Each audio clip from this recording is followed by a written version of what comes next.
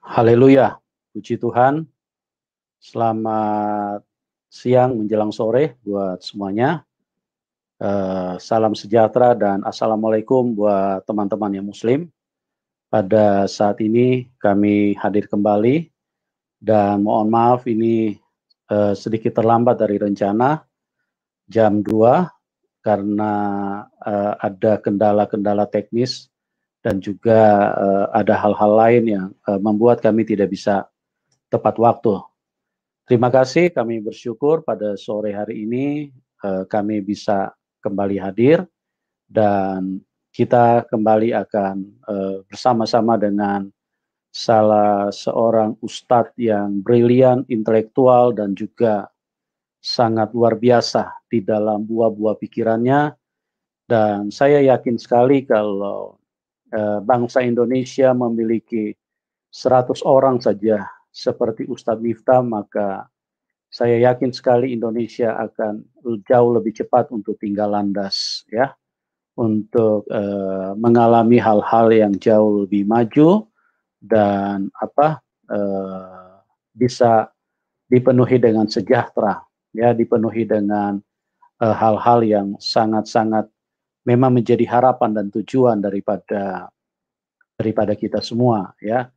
Kenapa saya menyampaikan seperti itu? Karena beliau pikiran atau hal-hal yang beliau kemukakan adalah sesuatu yang memang bersifat pluralis, ya, sesuatu yang bersifat kemajemukan, sesuatu juga yang bertujuan untuk kepentingan semua golongan, semua lapisan, ya. Beliau saya melihat cara berpikir dan cara meresponi atau cara hal-hal yang kalau kita arahkan ke pluralisme, maka beliau ini saya pikir adalah orang-orang yang meneruskan jejak-jejak yang pernah ditunjukkan oleh tokoh bangsa ini, yaitu Gus Dur, ya, salah seorang pemimpin di bangsa ini yang sangat dikagumi, sangat disegani dan juga yang sangat memberikan banyak berkat buat bangsa Indonesia ini. Dan saya terus berdoa supaya akan muncul lagi tokoh-tokoh yang bisa mengedepankan pluralisme, ya. Dan pada sore hari ini beliau hadir untuk siap memberikan jawaban atas tuduhan-tuduhan negatif dari, ya, kelompok-kelompok yang tidak sepaham dengan beliau, sehingga beliau dihujat habis-habisan.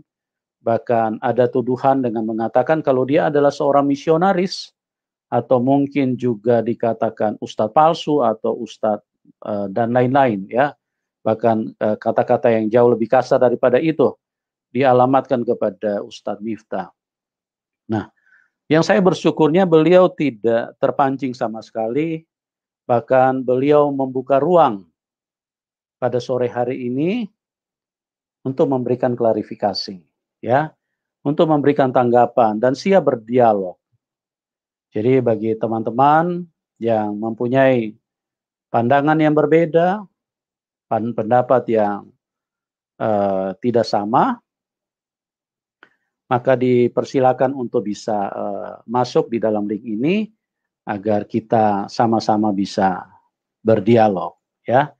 Karena tujuan kami sama-sama kami sinergikan, yang kami rindukan adalah bagaimana kemajemukan perbedaan-perbedaan ini bisa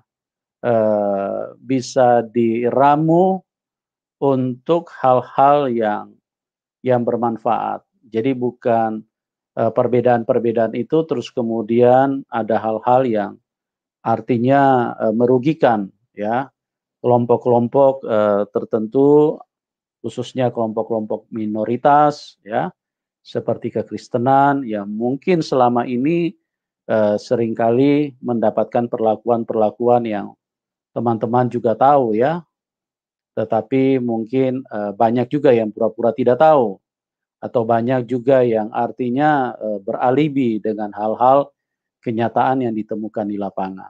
Ya, sama seperti yang saya katakan bahwa Pak Kacé adalah satu pribadi atau seorang anak bangsa yang saya lihat sangat mencintai tanah air ini, tanah air Indonesia, negara ini. Beliau sangat sangat sangat berbakti, ya.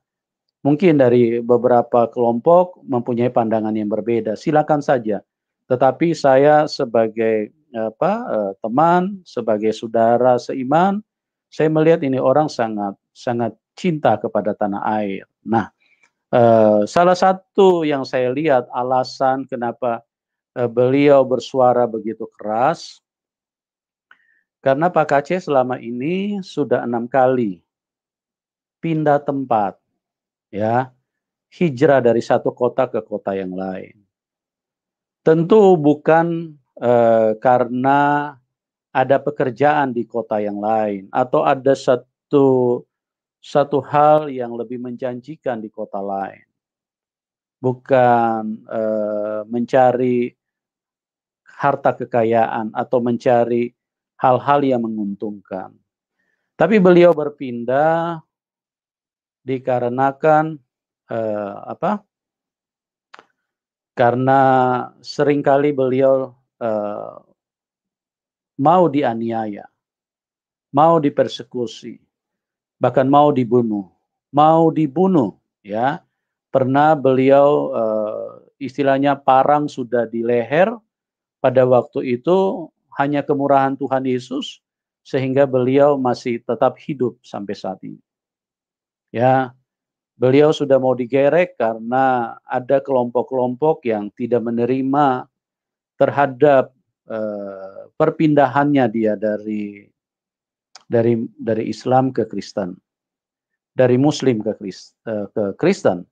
Nah, kelompok-kelompok yang tidak menerima inilah yang artinya terus-menerus berjuang mengupayakan supaya hal-hal yang merugikan Pak Aceh itu bisa dialami. Saya tidak tahu tujuannya apa, cuma kalau saya lihat di permukaan, beliau menginginkan supaya Pak Aceh berhenti menyuarakan Injil, berhenti menyuarakan Tuhan Yesus, berhenti menyuarakan kebenaran.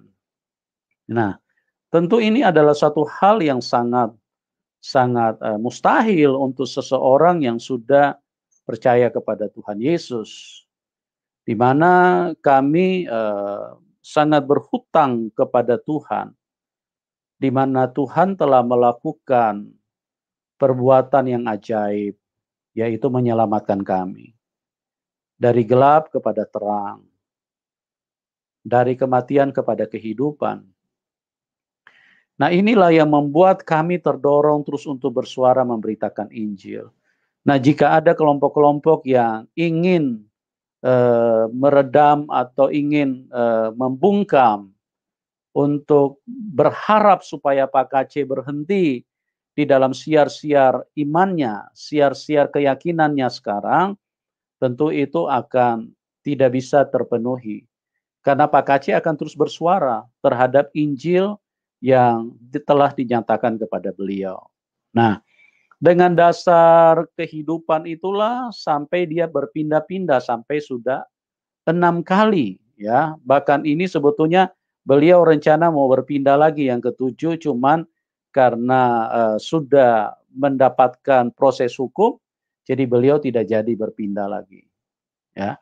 Nah, inilah yang membuat beliau terus bersuara, mungkin terlihat bagi sebagian orang agak keras atau mungkin dianggap menista dan menghina. Tetapi kalau saya melihat di kondisi dari Pak Aceh sendiri, dia sebetulnya ingin menyuarakan bahwa dia di dalam posisi yang tidak aman, dia di dalam posisi yang tidak nyaman, dia di dalam posisi yang sangat menekan kehidupannya. Dia harus bersembunyi, bukan bersembunyi takut kepada hukum, tidak, ya. Ini jangan di framing kalau Pak Aceh melarikan diri seolah-olah takut kepada hukum. Pak Aceh itu orang yang sangat taat hukum. Dia tidak pernah ingin lari daripada hukum. Dia bersembunyi ini karena takut dianiaya, ya, karena takut diperlakukan oleh kelompok-kelompok yang ada yang mengatasnamakan agama, tapi dengan tujuan mau menganiaya, bahkan tujuan mau membunuh beliau.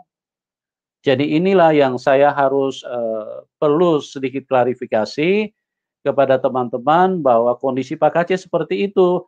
Nah, dia bersuara agak keras itu supaya ingin mendapatkan perhatian dari negara bahwa ada kelompok-kelompok yang hidup dengan istilahnya dengan keyakinan dan dengan doktrin seperti itu, lantas ingin merugikan Pak Aceh.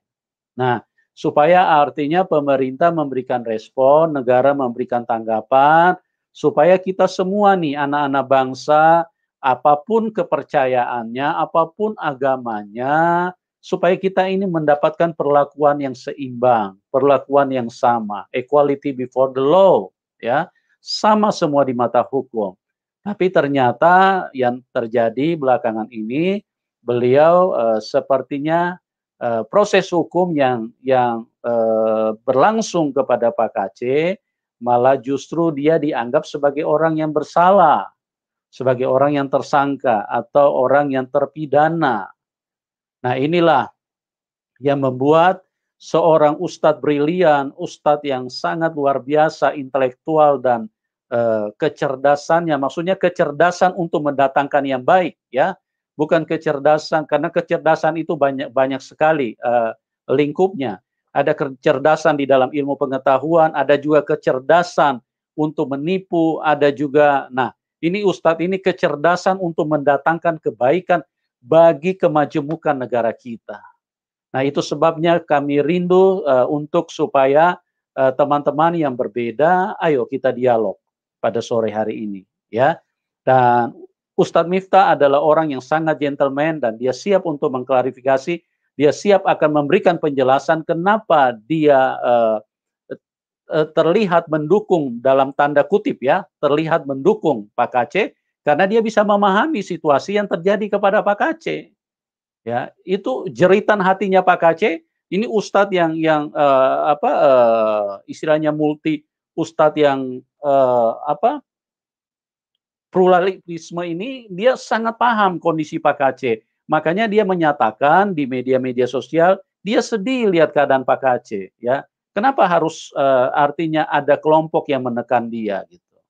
Oke, teman-teman, silakan bagi Anda yang mau masuk, kita akan segera terhubung.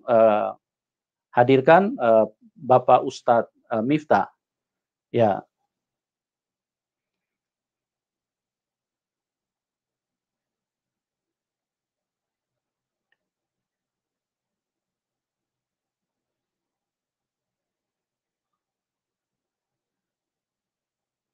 Oke. Iya. Selamat sore Pak Ustadz. Selamat sore Pak Yusuf. Assalamualaikum Pak Ustadz. Waalaikumsalam warahmatullahi wabarakatuh. Iya.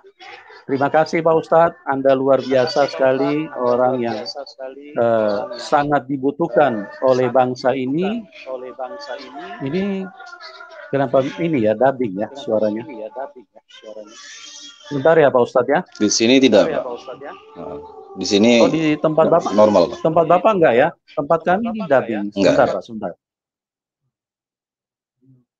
Ya. Oke. Ini gimana terus ini? Apa ya? Stay mute ya. Oke. Terima kasih Pak Ustadz ya.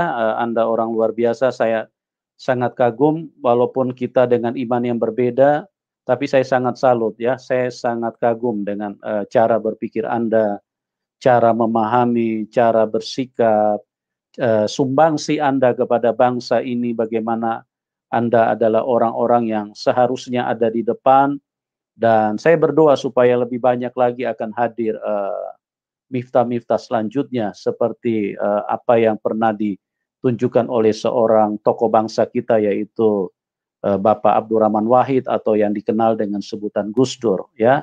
Kami sangat bersyukur ya, terima kasih. Dan pada kesempatan ini Pak Ustadz Miftah, silakan Anda mau memberikan uraian dulu sedikit terhadap apa situasi yang berkembang saat ini, bagaimana beberapa kelompok yang salah memahami dengan Ustadz Miftah sehingga mereka mungkin mencela, atau memberikan kata-kata mungkin yang kurang berimbang, atau mungkin yang lebih ekstrim mungkin memarahi atau mungkin mencaci maki. Nah, Pak Ustadz Miftah silakan memberikan uraian dulu dasar-dasar kenapa Anda sampai ikut merasa sedih terhadap apa yang terjadi dengan Bapak Muhammad Kaceh. Dan kemudian kita akan sharingnya supaya teman-teman yang dari Muslim silakan masuk untuk kita berdiskusi secara gentleman untuk supaya kebaikan buat banyak orang, buat bangsa ini bisa hadir ya di tengah-tengah polemik daripada kemajemukan kita. Silakan Pak Ustadz. Bismillahirrahmanirrahim. Assalamualaikum warahmatullahi wabarakatuh. Shalom kepada seluruh umat Kristiani. Terima kasih kepada Bapak Yusuf yang untuk kedua kalinya membuka ruang diskusi atau dialog yang bisa kita katakan ini adalah dialog kebangsaan melalui persepsi dua keyakinan yang berusaha untuk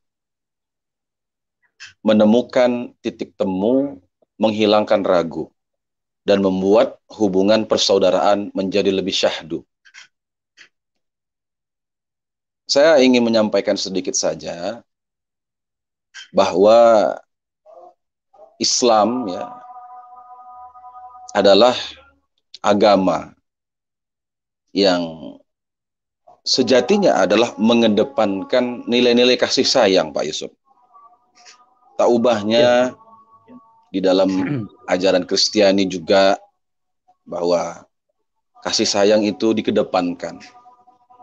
Amen. Walau dengan persepsi perbedaan keimanan, akidah, tapi kasih sayang itu tetap, apalagi antar sesama anak bangsa.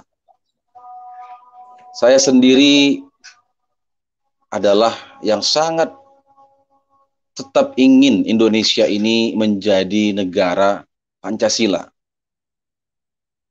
Dia bukan negara syariah, bukan negara agama, bukan negara khilafah.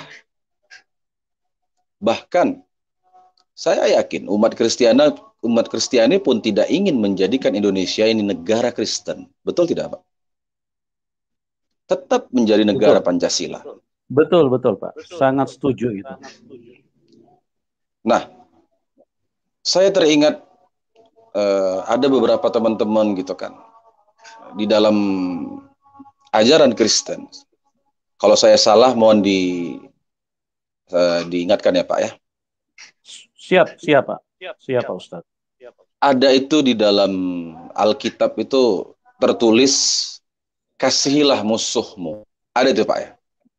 Ada, benar sekali Pak Ustadz. Iya. Jadi di dalam Al-Quran itu sendiri, yang maknanya juga hampir mirip itu ada di dalam surat Ali Imran ayat 159. Yang bunyinya itu, fabima rahmatim minallah lintalahum, maka disebabkan rahmat Allah lah kamu itu berlaku lemah lembut. Walau kunta fadhan ghalidhal qalbi lam faddu min hawlik. Tapi kalau kamu bersikap keras, lagi berhati kasar, pasti, kata Al-Quran itu, orang-orang akan menjauh dari sekelilingmu. Maka pesan Al-Quran itu, fa'fu anhum, maafkanlah mereka. Wastaghfir lahum, dan minta ampunkan untuk mereka. Wasyawirhum fil amri, dan berdialog, bermusyawarahlah. Fa'idha azamta, kalau kamu telah bersungguh-sungguh, fatawakkal Allah, innallaha yuhibbul mutawakkilin. Maka kalau memang kamu sudah bersungguh-sungguh, berserah dirilah kepada Allah. Karena sesungguhnya Allah itu cinta kepada orang-orang yang bertawakal, berserah diri. Jadi dalam ayat ini saja kalau memang pun dialog tidak juga menemukan titik temu, tetap pada perbedaan yang ada, kita malah disuruh untuk bertawakal, berserah diri sajalah kepada Allah. Artinya yang masing-masing lah. Jangan memaksakan kehendak. Nah, Bapak sudah dengar tadi kan, Pak, ayat itu kalau disinkronkan dia dengan Lukas tadi tuh, Pak ya, kalau nggak salah ya, kasihilah musuhmu itu ya, Pak ya. Iya, Pak. Iya, kan maafkanlah mereka, maafkanlah musuh-musuh itu, maafkanlah, minta ampunkan kepada Allah gitu kan. Nah, jadi ternyata kitab suci kita itu masing-masing, kalau ada permusuhan, kalau ada ketersinggungan kan gitu, ya udahlah maafkanlah kan begitu. Nah, kemudian ampunilah mereka kan gitu.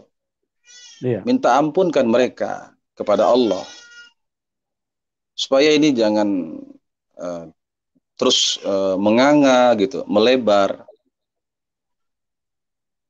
Rasulullah sendiri pun di dalam ajaran agama Islam itu, beliau tuh dihujat, beliau tuh pun juga dicaci oleh mereka-mereka yang memusuhi Rasulullah. Bahkan pernah saking geramnya umat itu, dalam hadis riwayat Imam Bukhari dan Muslim, sahabat itu menyuruh Nabi, uda'u alal musyrikin, ya Rasulullah, doakan celaka aja mereka. Begitulah bahasanya. Doakan kebinasaan mereka ya Rasulullah. Apa yang dilakukan oleh Rasulullah ketika itu? Inni lam uba'ath la'anan. Aku itu tidaklah diutus untuk menjadi pencela, pencaci, kata Nabi. Innama bu'ithu rahmatan. Sesungguhnya itu aku ini hanya diutus sebagai rahmat.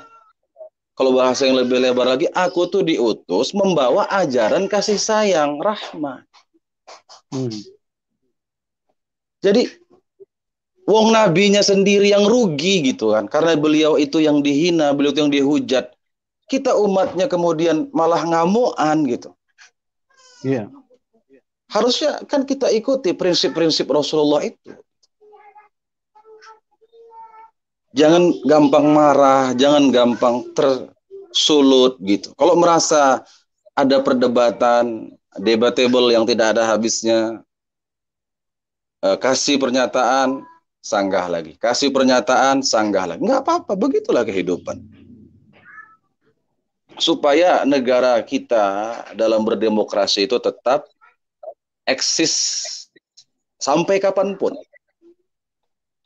Kalau tidak ada orang-orang yang bersuara seperti kita ini lagi, maka negara ini diambang emergensi, diambang bahaya. Tapi karena izin Tuhan, kita bisa masih mempertahankan negara ini menjadi tetap dalam ideologinya Pancasila, dan kemudian semboyannya adalah Bhinneka Tunggal Ika. Iya, Pak. Nah, hadis yang saya bacakan tadi itu Pak Yusuf, bahwa Nabi itu ketika disuruh untuk mendoakan kebinasaan kepada orang-orang musyrik, orang-orang yang memusuhi Rasulullah, yang nggak suka sama Rasulullah, malah Nabi bilang aku diutus hanya rahmat. Itu dijelaskan oleh Imam Nawawi dalam kitab syarahnya, ya, penjelasan hadis itu. Jadi kita ini di dalam Islam memang tidak bisa kucluk-kucluk langsung kita ambil ayat, kemudian kita ambil hadis, langsung kita terapkan. Dia ada penjelasan-penjelasan dari ulama supaya penafsiran itu tidak melebar kemana-mana. Nah, dalam hadis itu disebutkan oleh Imam Nawawi, hadhil ahadits mubayyinah ma kana alaihi sallallahu alaihi wasallam min asy-syafaqati ala ummati.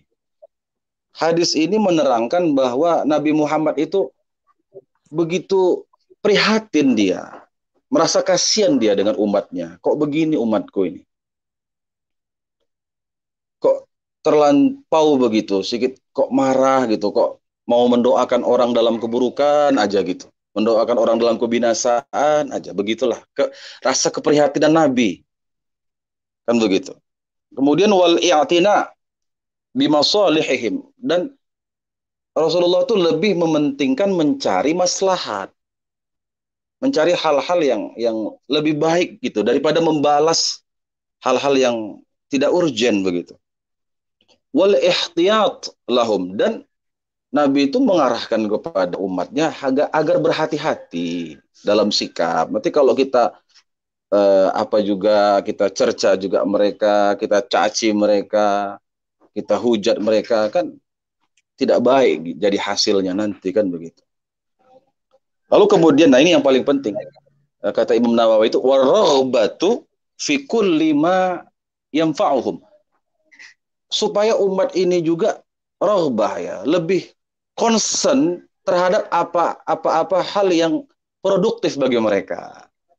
Nah, itu ya seperti yang Pak Yusuf katakan, kalau kita terus melapor ini, ya nggak ada majunya negara ini, kan gitu. Itu Ya. aja kita jadinya. Di situ jalan di tempat, sementara negara lain sudah pada maju dalam sains, teknologi, kerukunan umat beragama, tanpa merasa mendiskreditkan orang lain atau tanpa juga merasa didiskreditkan orang lain ketika mereka membahas kitab suci masing-masing, kan gitu. Jadi kita harus gentleman dong gitu, harus dewasa gitu. Bagaimana kalau kita berbicara tentang Kristen gitu kan, lalu kita ukur dia dengan standar Islam, lalu kita laporkan karena kita nggak senang dengan ayat itu.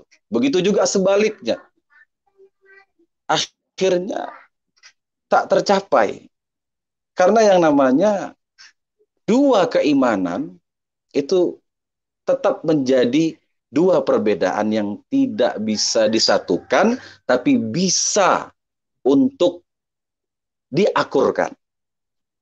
Iya. Bisa untuk, ya, dipupuk terus rasa persaudaraan itu, rasa silaturahmi itu, sehingga tidak menyebabkan apa ya,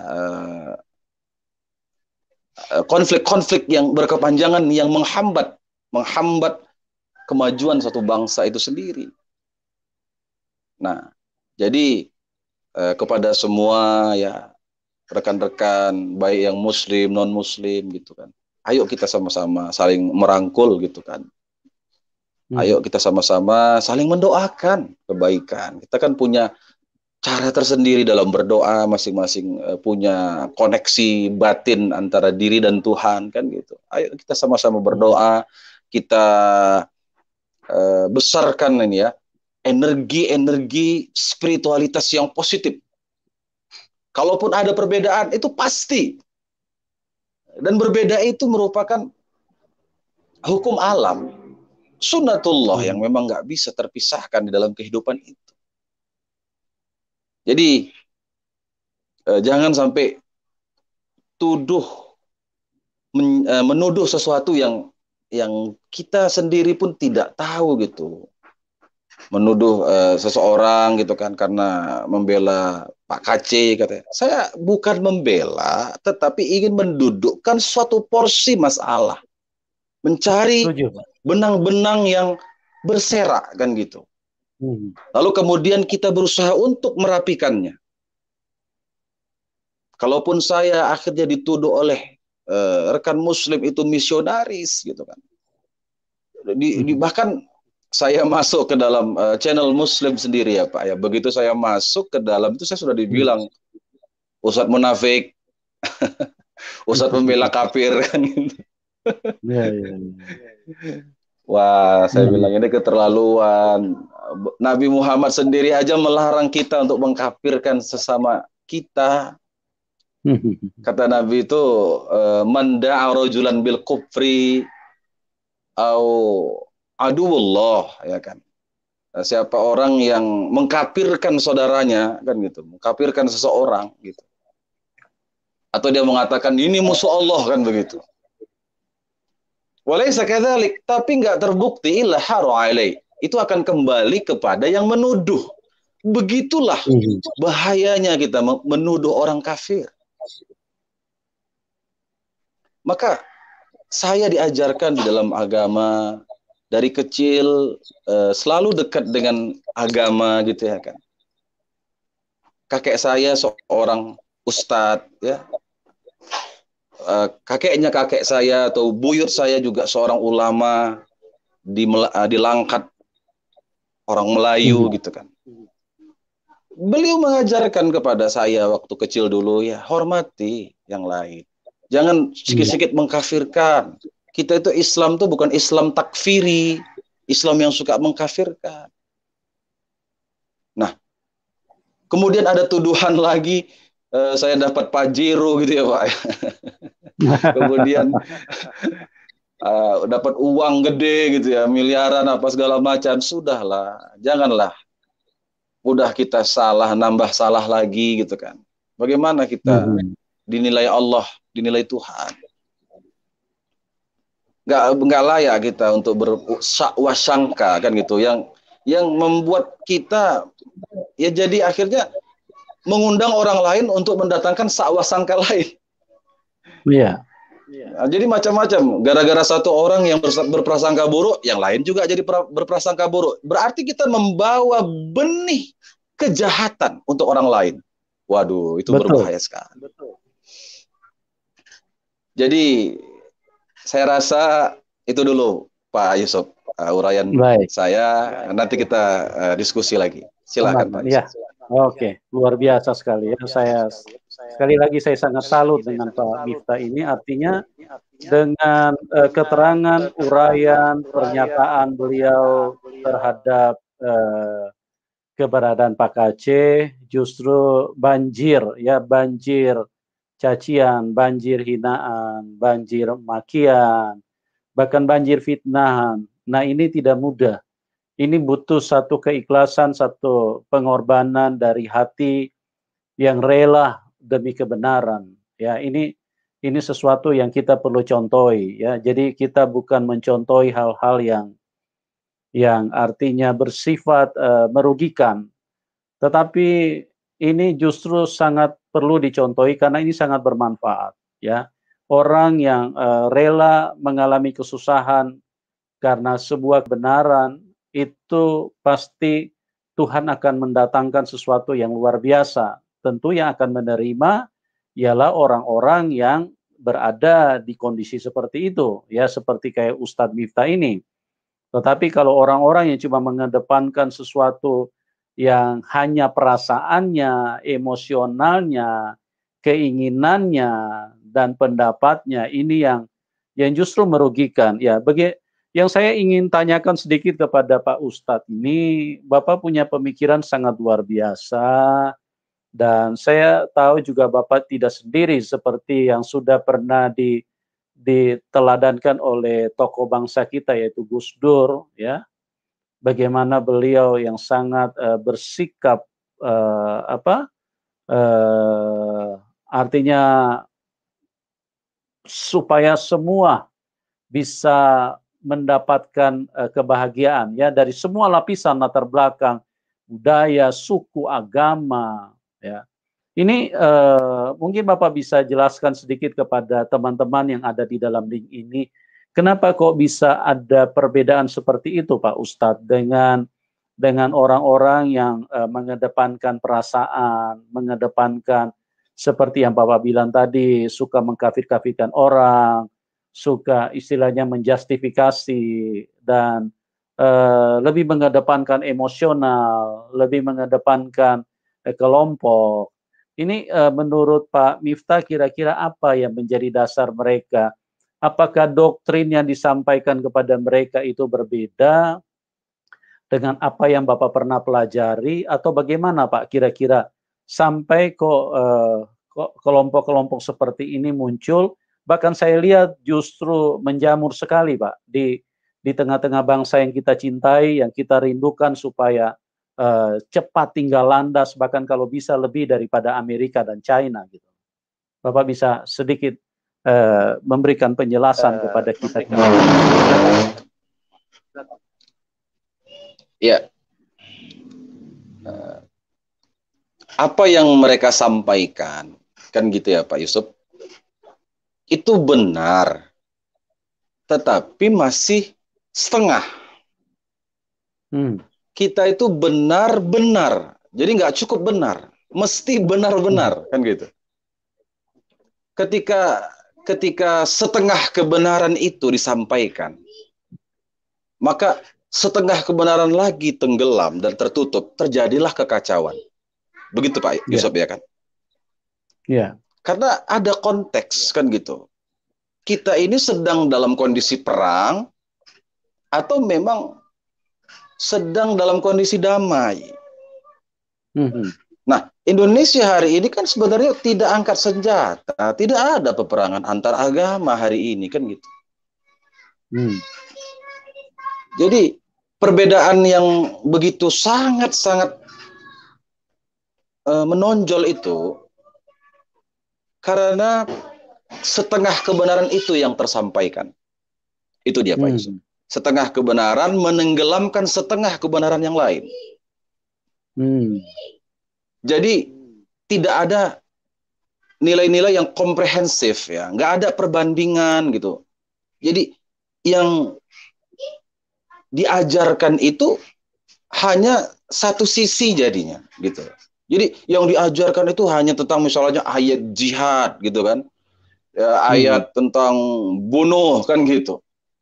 Sementara kan yang kasihi sesamamu, cintai sesamamu, sebarkan perdamaian, itu harusnya jauh lebih di atas daripada hal-hal yang memang tidak pada konteksnya, kan gitu. Dalam hadis kursi kan dikatakan bahwa Allah katakan sendiri gitu kan, dalam hadis kursi itu Pak, ya, kasih sayangku melebihi daripada murkaku. Artinya apa? Berarti agama umumnya sangat-sangat lebih memprioritaskan perdamaian dan juga kasih sayang. Jadi makanya di dalam Islam itu sendiri Pak Yusuf, kalau kita berbicara tentang bab fikih, ya, bab fikih itu para ulama itu, ulama-ulama dahulu ya, itu menyusunnya begitu cantik sekali. Pertama, kitabut thaharah, kitab bersuci. Nah, sucikan dulu hati, sucikan dulu raga. Kalau kamu mau bertuhan, mau dekat dengan Allah, sucikan dulu hatimu. Itu dia kitabut thaharah. Sementara bab jihad itu terakhir. Setelah beberapa bab paling belakang itu bab jihad. Itu menunjukkan bahwa perang tidak pernah bisa menjadi solusi. Selalu akan ada kerugian di dalamnya. Itu hanya jalan terakhir. Nah, jadi yang diminta oleh agama itu ya sucikan hati kita, bersihkan raga kita.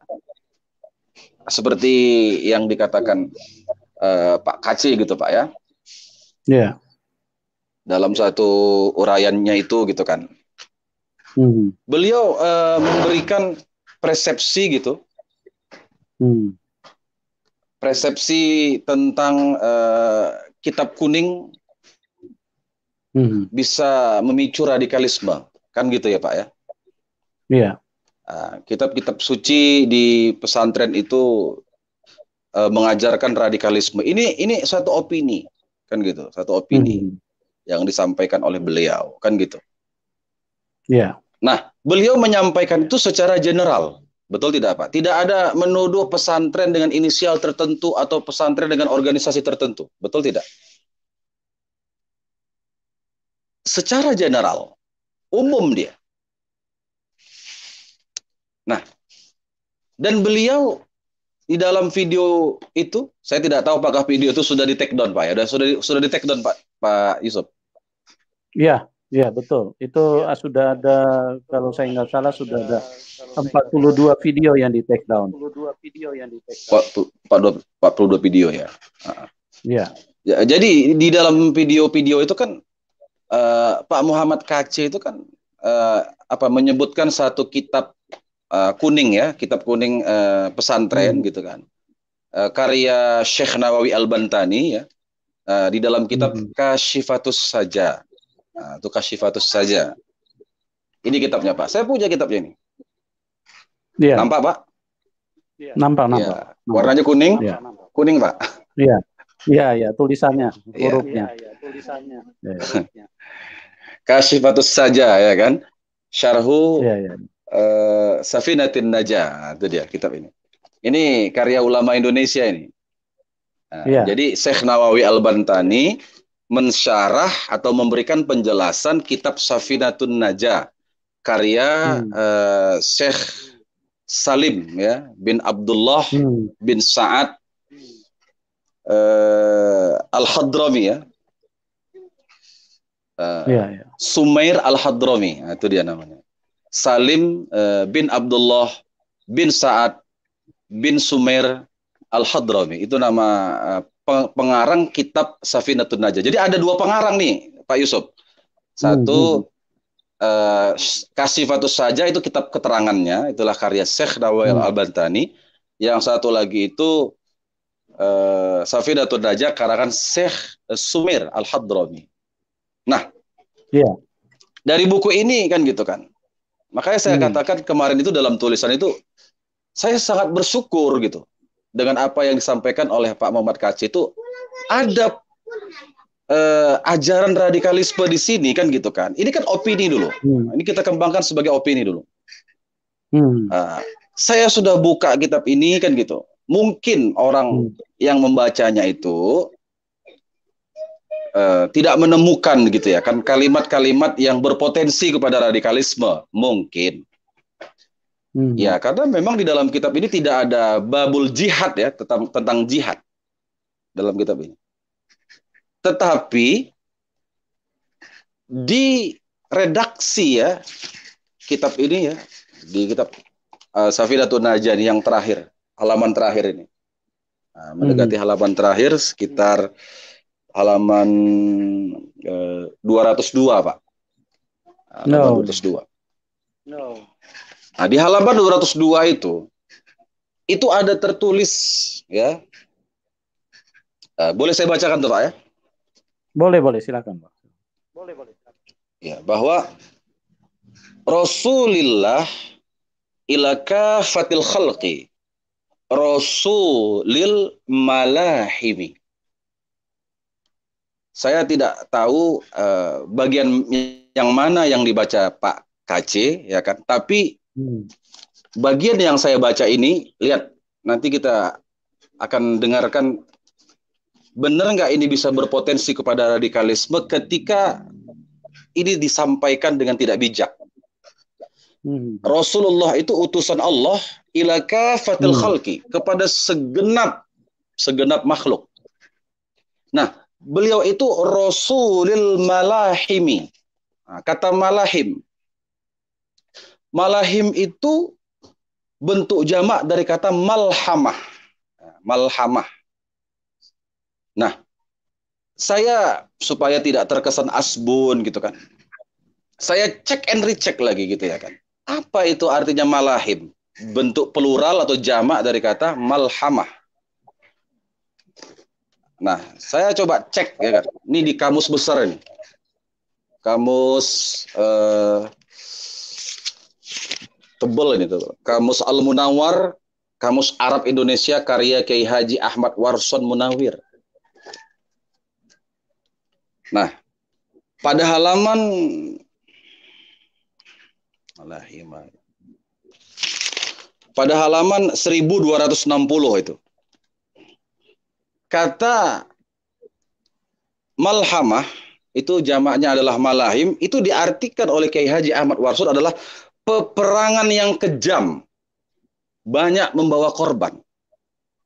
Jadi kalau diartikan dia, diartikan nih Pak ya, Pak Yusuf ya, Rasulul malahim kan gitu kan, Rasulil malahim ya, bahwa Rasulullah itu utusan Allah, beliau juga utusan sesuai dengan ini ya, arti dalam kitab ini jadinya ya. Dalam kamus ini. Jadi Rasul itu adalah utusan atau pemimpin tempat peperangan yang kejam. Di bawahnya lagi ada lagi kalimat bahwa malhamah itu artinya majzar, tempat pembantaian.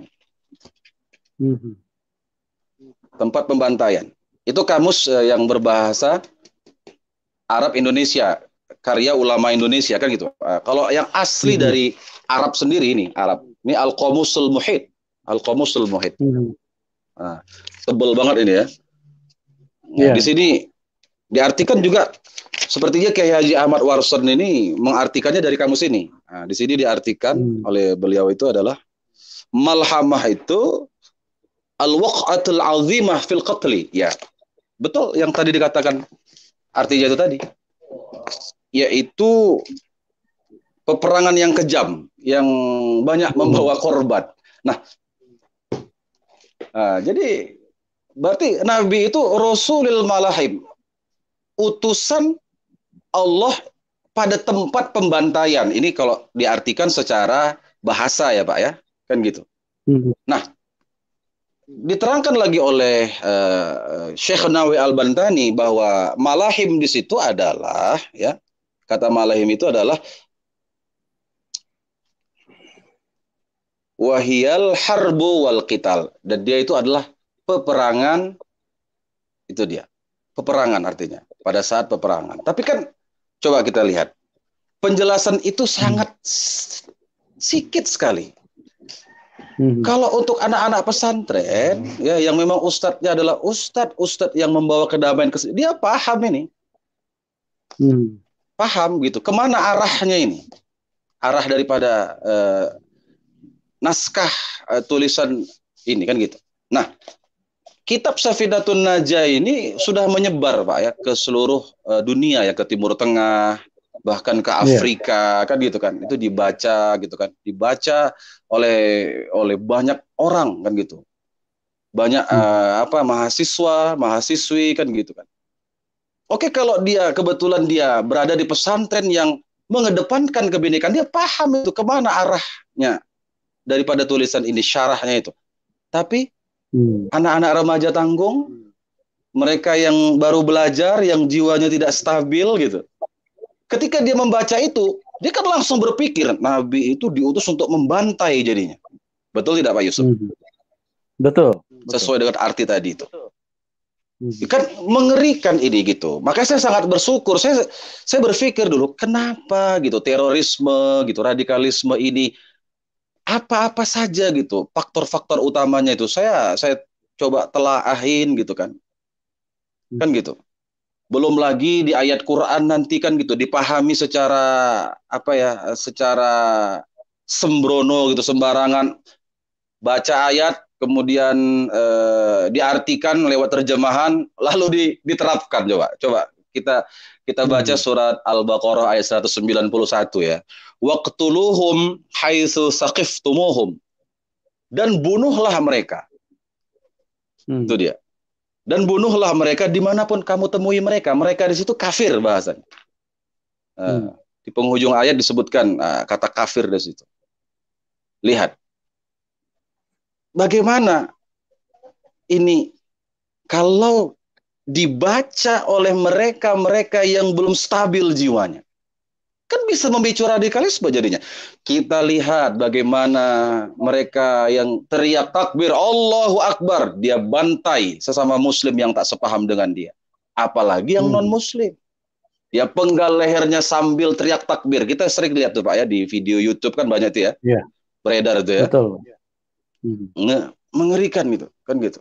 Nah, saya katakan saya sangat bersyukur sekali. Artinya kan dengan adanya hal yang seperti ini, kita para ulama lebih bersigap lagi untuk mengcounter makna-makna ini supaya jangan liar dia diterjemahkan oleh berbagai elemen gitu.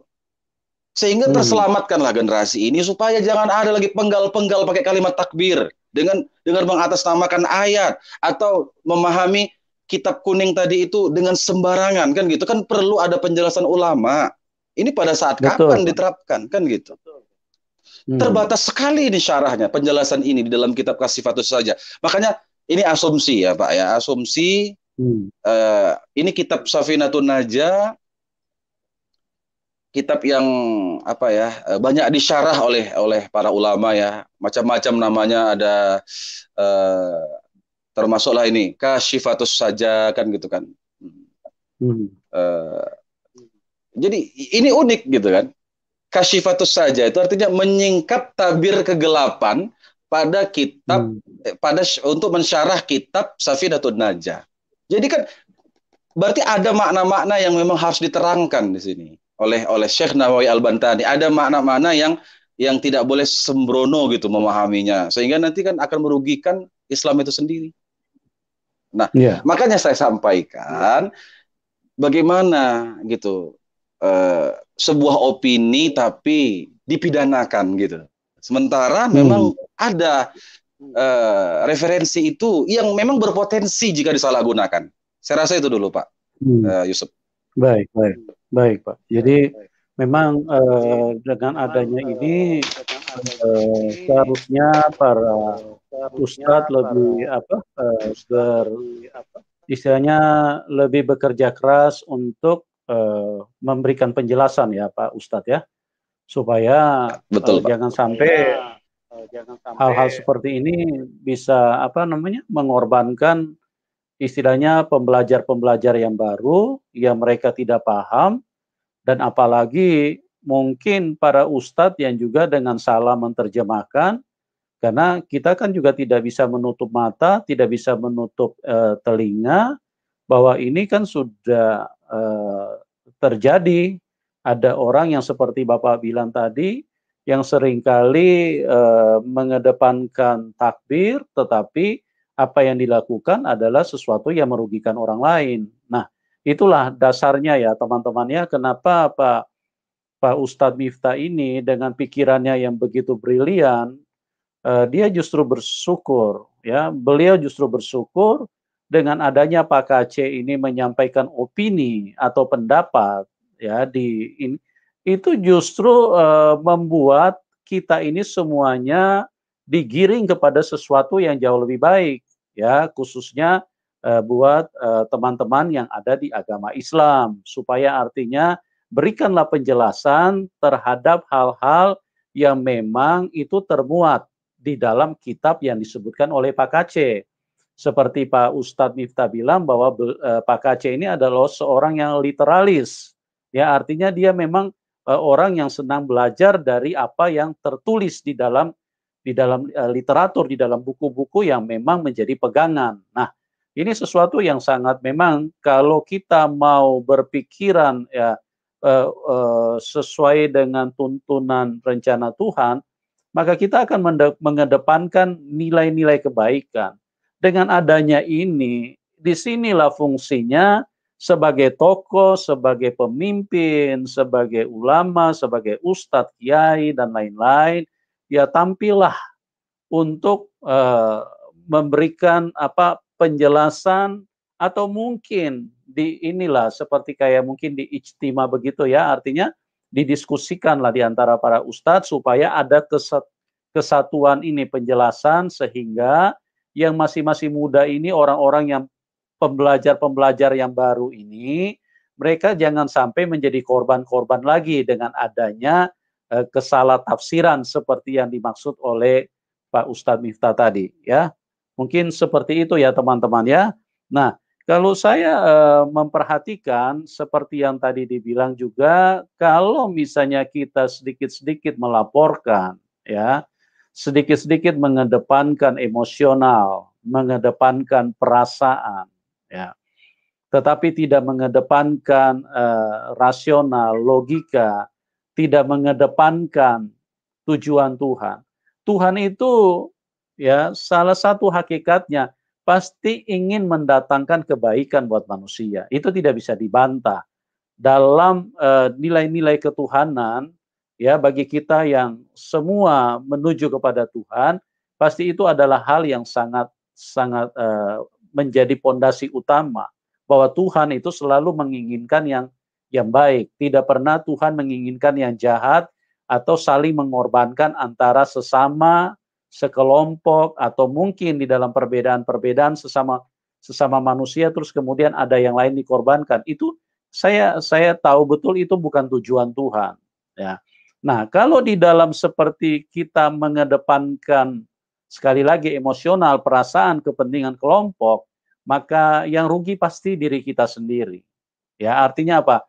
Kita rugi waktu, rugi perasaan, rugi emosional kita, bahkan rugi banyak hal. Nanti kalau sampai emosional kita membuahkan sesuatu yang akhirnya nanti baru timbul penyesalan. Nyesal kenapa lakukan seperti itu. Nah, ini kan merugikan diri sendiri, ya. Belum lagi ditambah merugikan negara, ya. Karena polisi itu sangat banyak kerjaan mereka, banyak tugas mereka. Mereka banyak hal yang perlu dibereskan di dalam urusan-urusan yang jauh lebih istilahnya lebih bermanfaat untuk kepentingan bangsa dan negara, untuk kepentingan semua lapisan rakyat, lapisan masyarakat yang ada di bangsa Indonesia. Tapi hanya tersita waktunya, tersita energinya, tersita biayanya, ya, biaya pengadilan, biaya kepolisian, biaya apa, segala macam, ya, akan keluar cuma hanya karena ada perasaan-perasaan emosional yang tidak bisa dikendalikan oleh manusia-manusia yang mengedepankan emosionalnya, mengedepankan perasaannya. Ini kan sangat merugikan diri sendiri, merugikan negara, ya, merugikan banyak orang, ya, orang lain pun yang tidak sepaham dengan kita hanya karena kita mengedepankan perasaan, akhirnya mereka jadi korban oleh karena kita supaya perasaan kita lah yang terdepan. Kalian harus mengerti perasaan kami, ya, perasaan kami tersakiti, perasaan kami terhina. Memang betul. Namanya manusia hidup dengan perasaan, tetapi kalau kita hanya mengedepankan itu, kita akan merugikan diri sendiri, merugikan banyak orang, merugikan negara. Karena negara akan mengeluarkan biaya yang sangat besar untuk urusan Pak Aceh ini. Ya, jadi itulah teman-teman, saya melihat luar biasa ya apa yang dibagikan oleh Pak Miftah. Dan yang juga saya perlu tambahkan, ya, saya melihat ini juga artinya mungkin Pak Miftah juga setuju dengan saya. Kalau ini merugikan Islam itu sendiri juga, artinya apa?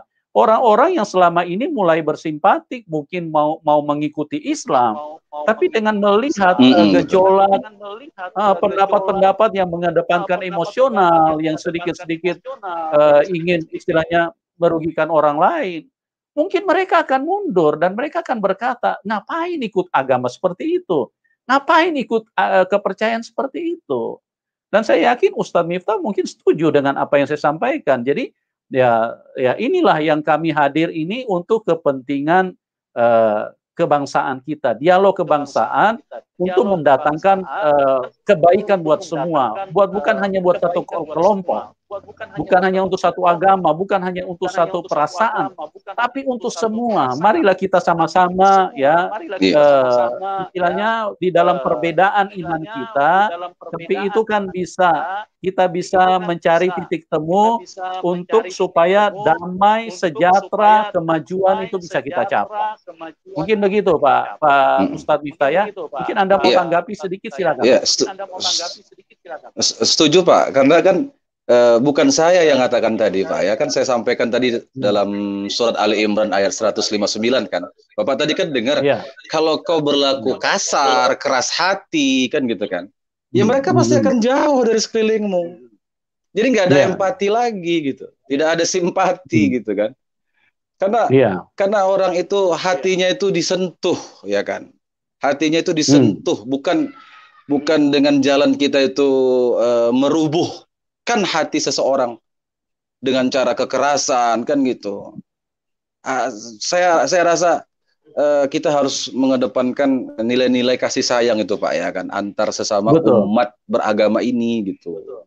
Jangan kita marah-marah gitu kan. Sementara para pemimpin agama ya kan Pak ya, para nabi lah kita katakan, mereka itu kan sebenarnya pemimpin-pemimpin spiritualis ya kan. Mereka itu mengajak kedamaian, mengajak kebahagiaan, mengajak persaudaraan gitu ya kan. Kenapa kita umatnya nggak mengikuti mereka kan gitu? Iya. Ambillah kebaikan itu dari mereka itu, contoh kasih sayangnya itu 100%, titik gitu. Tidak ada kurangnya gitu. Kalau kurang nanti payah kan gitu. Banyak nanti Iya. apanya kepentingan-kepentingan. Saya kira benar yang Bapak bilang tadi itu. Jadi akhirnya jangan sampai umat Islam itu memurtadkan sendiri umatnya ya Pak ya. Karena Betul, kondisi betul, Pak. karena Ya. kondisi oknumnya ya kan, pengikutnya yang selalu marah-marah, nggak sadar dia gitu bahwa itu menghilangkan empati bagi umat yang lain yang tadinya udah kuat, sudah kokoh, tiba-tiba jadi ya kok kayak gini ya gitu jadinya ya kan. Jadi salah siapa kan gitu. Itu saya rasa Pak. Iya, iya. Iya, karena sudah ada contohnya Pak Ustadz. Ini si siapa Pak Iya Pak. Saifuddin kan beliau istilahnya meninggalkan Islam karena dia merasa ada kelompok yang teraniaya. Artinya kelompok Iya iya. minoritas sepertinya kayaknya terjajah begitu ya. Jadi akhirnya beliau Betul sangat betul ya. berempati dan beliau mengikuti Tuhan Yesus justru ingin membela istilahnya orang-orang yang teraniaya lah dalam pengertian beliau ya. Seperti itu. Ya, Iya Pak. jadi luar biasa ya. Saya pun Mari teman-teman. saya sampaikan lagi juga Pak ya. Saya Ya. sampaikan juga kan ada penggiringan-penggiringan opini kalau saya di bentar lagi jadi kafir katanya. Iya, iya, iya. Jadi sementara saya itu apa ya sudah betul-betul gitu mendalami agama itu gitu kan. Kembali lagi bahwa agama itu kan kebaikan, mengajarkan kebaikan gitu kan. Iya. Kalau untuk gara-gara hal ini kita itu jadi berpindah agama kan gitu, dituduhkan bahwa kita akhirnya jadi kafir Pak gitu. Saya dituduhkan juga nih Pak sebagai orang kafir nih Pak jadinya. Iya, iya. Wong saya itu masih sholat gitu, saya masih bersyahadat gitu istilahnya lah ya dalam hukum Islam gitu kan, dalam ketentuan Islam tuh saya masih seperti apa adanya gitu. Tapi saya tidak bisa melihat hal-hal yang tidak duduk persoalan itu. Saya tidak bisa melihat kalau ada kebenaran itu dikebiri Pak. Nah itu saya rasa Pak. Iya, iya, luar biasa ya. Jadi sebetulnya begini teman-teman, kalau saya lihat Ustadz Miftah ini, dia justru mendatangkan kebaikan yang begitu besar buat agama, khususnya Islam itu sendiri. Karena dengan penyampaian yang menyejukkan, penyampaian yang sangat bisa diterima oleh semua lapisan, khususnya yang non Islam ya, non Muslim ya, itu akan membuat mereka itu bersimpati kok kepada Muslim. Nah, bukankah itu yang kalian harapkan supaya semakin banyak orang yang mengikuti Muslim? Nah, orang mengikuti Muslim itu kan dasarnya harus kepada yang pertama itu simpatik dulu, ya artinya merasa ada sesuatu nilai lebih yang ditawarkan.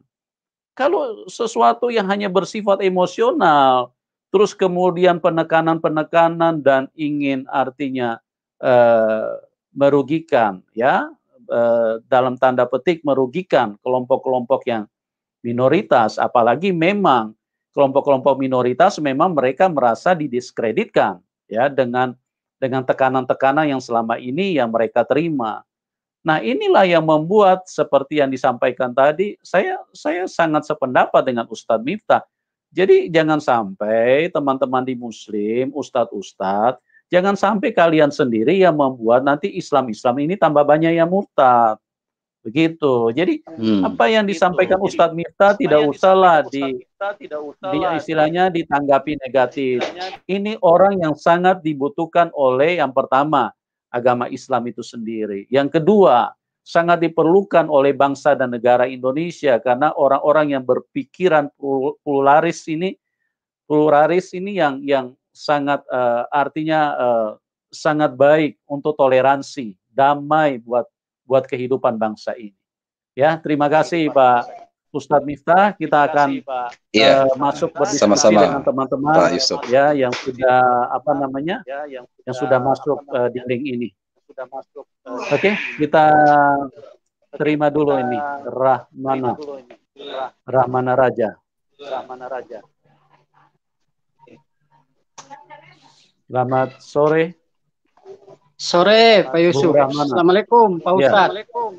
Waalaikumsalam warahmatullahi wabarakatuh. Ya, ini kebetulan pemaparan Pak Ustadz ini ya sangat-sangat luar biasa. Saya ini mualaf, Pak. Bahkan ngaji saja saya belum tahu, Pak. Iya, Pak. Ya, makanya dengan pemaparan tadi, ya ada baiknya juga saya hanya ingin bertanya kepada Pak Ustadz. Boleh, Pak Rahman. Ya, apakah Tuhannya yang disembah Pak Ustadz dengan Tuhannya yang disembah Pak Kace sama Pak Yusuf Manubulu itu sama atau tidak? Menurut pendapat Pak Ustadz lah, saya tanya. Ini persoalan internal ya, Pak ya.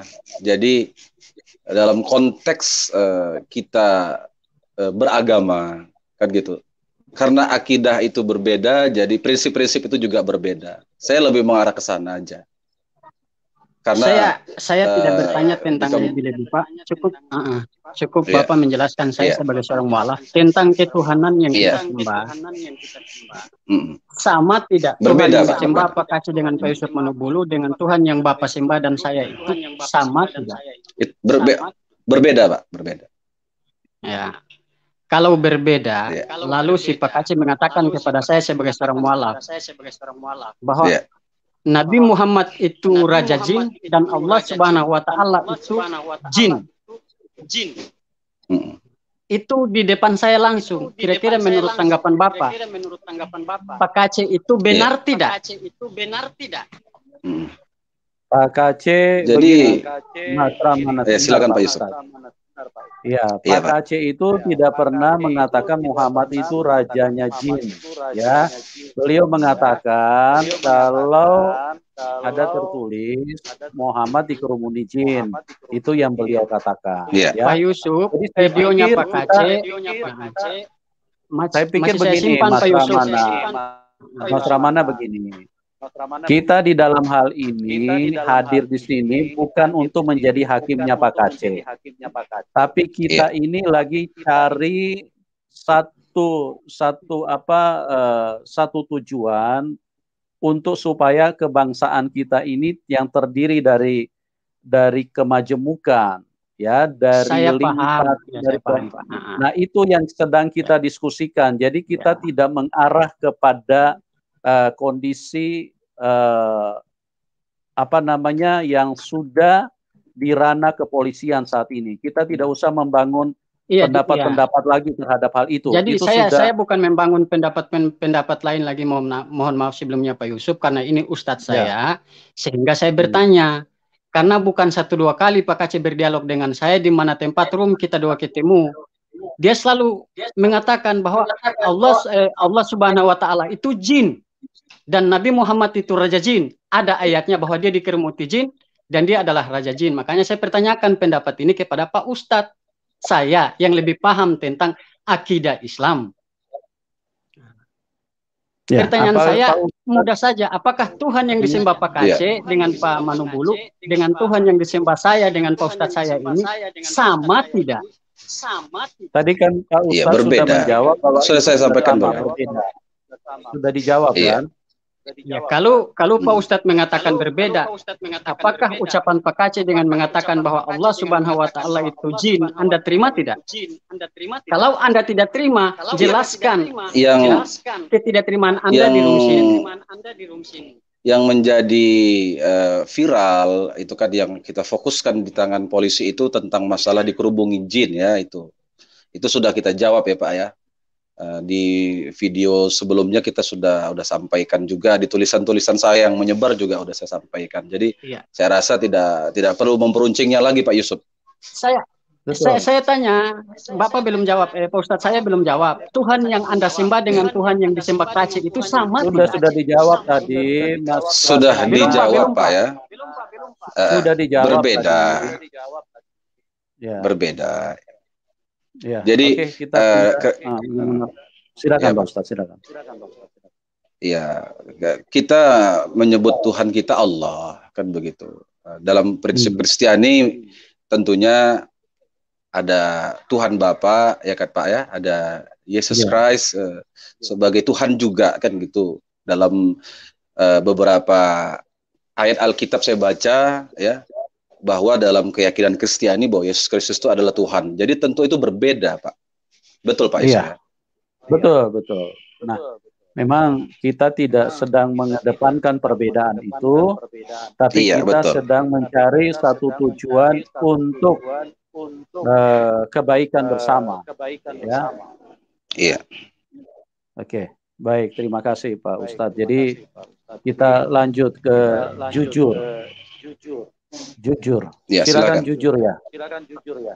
Ya, selamat sore Pak Ustadz juga Pak Yusuf. Dengar ya suara? Dengar. Ya. Muslim Kristen. Jujur ya. Kristen. Muslim Kristen. Kristen. Oke. Silakan. Pak Ustadz, ke Pak Ustadz ya saya ingin bertanya. Iya, Ibu. Apakah menurut Pak Ustadz, ini menurut Pak Ustadz ya, kami Kristen ini adalah kafir?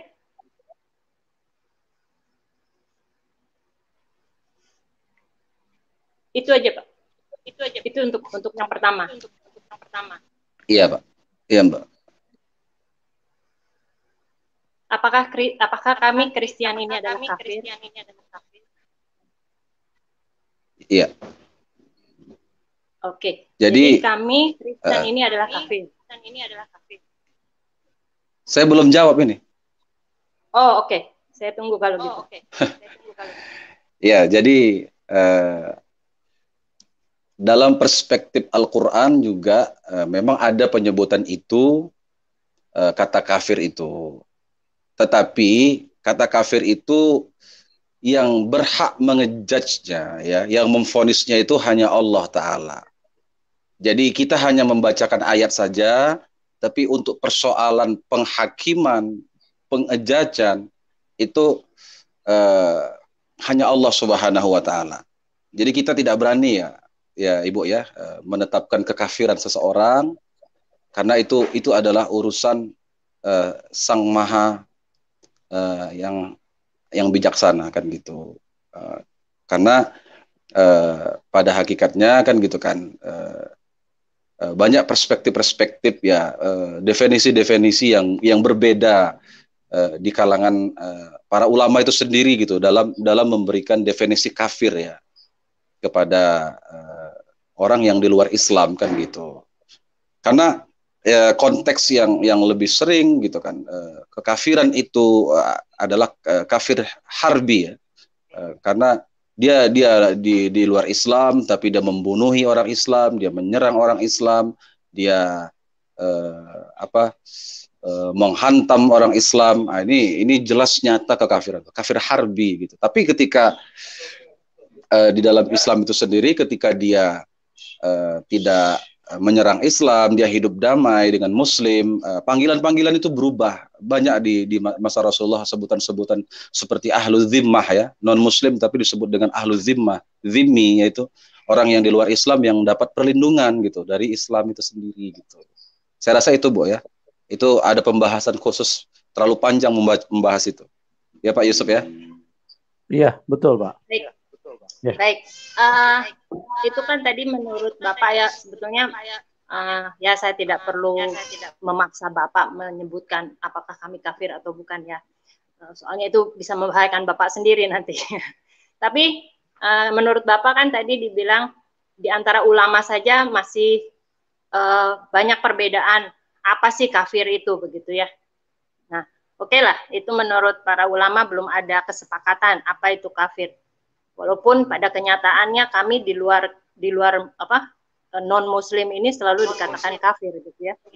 Nah, sekarang pertanyaan saya, menurut Allah yang Anda percaya begitu, apakah kami orang Kristen ini kafir?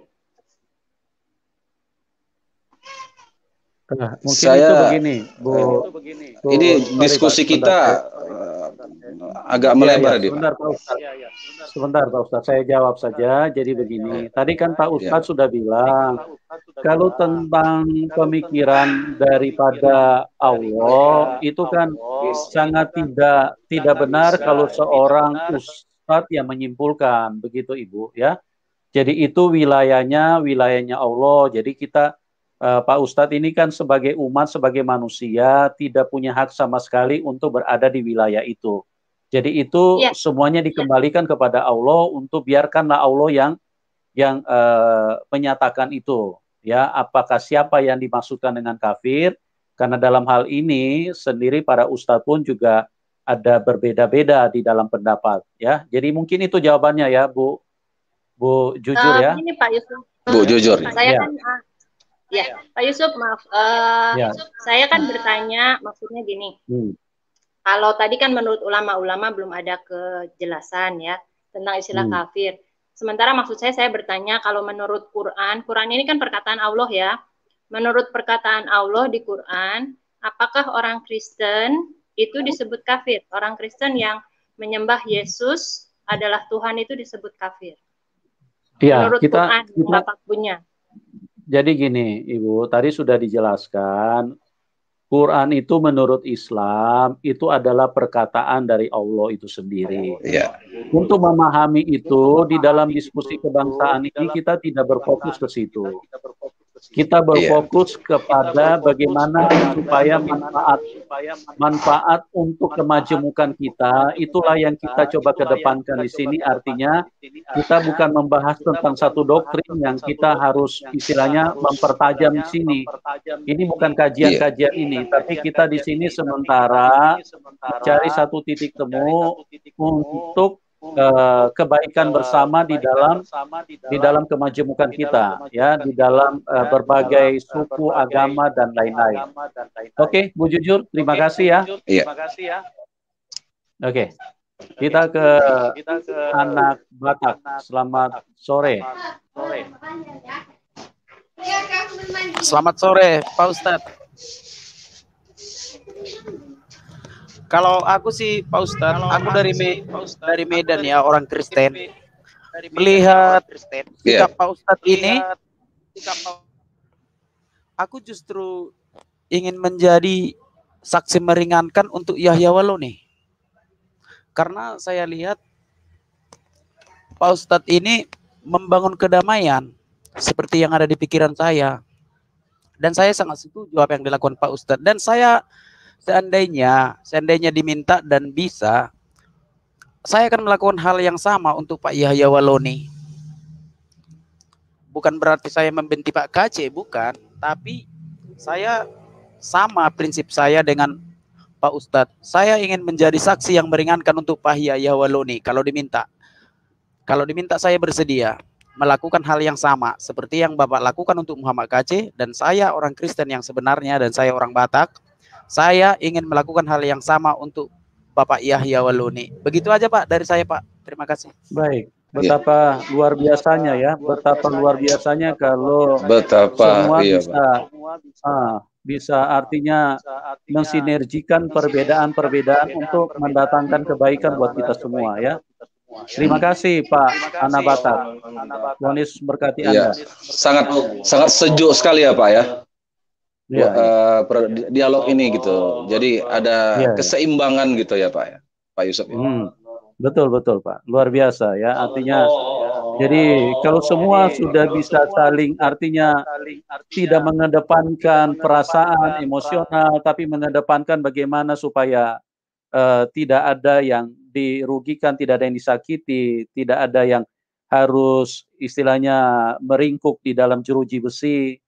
Tapi itu anggaplah sebagai hikmat ya, sebagai istilahnya pembelajaran yang berarti buat masing-masing pihak ya.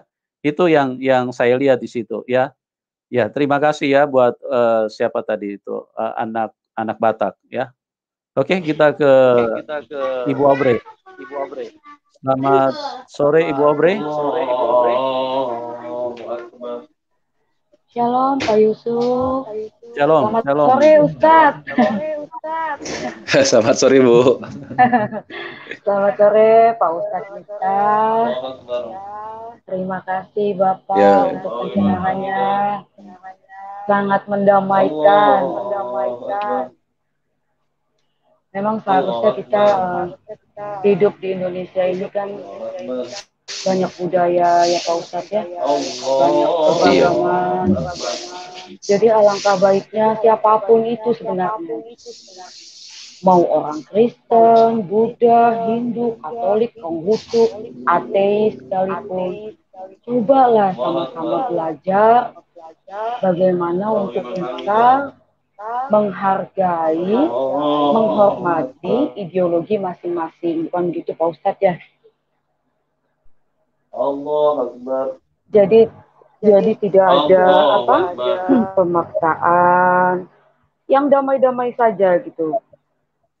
Begitu juga saya sebagai petobat baru, pengikut Kristus sekarang, saya untuk case Pak KC, semoga beliau tetap sehat.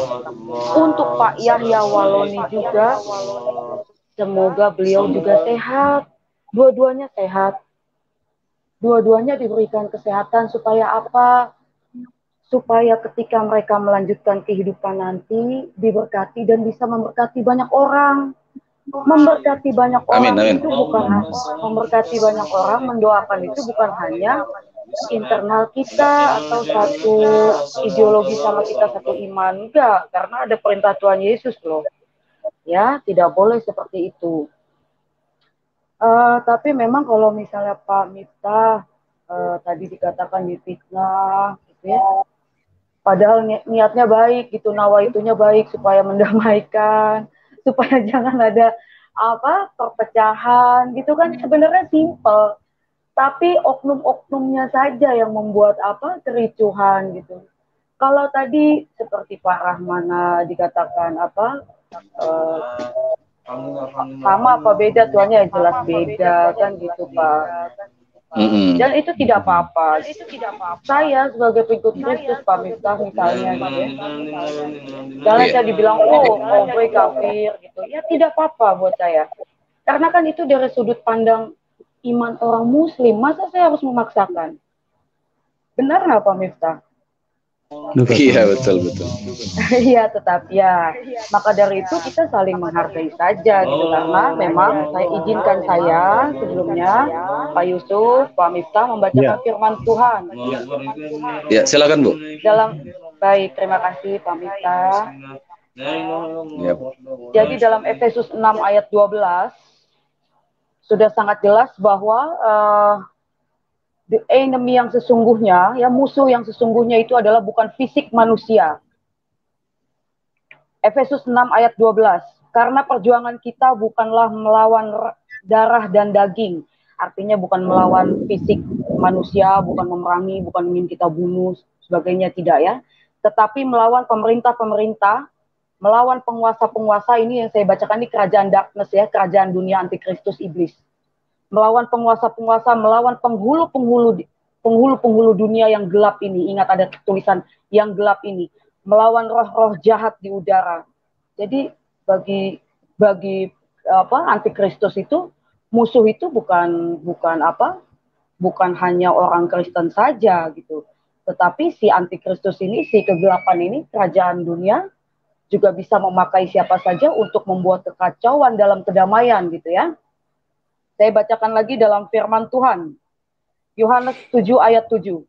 Dunia tidak dapat membenci kamu. Dunia di sini maksudnya adalah kerajaan dunia, iblis, jin, dan sebagainya, itu masuk dalam roh kegelapan, roh antikristus.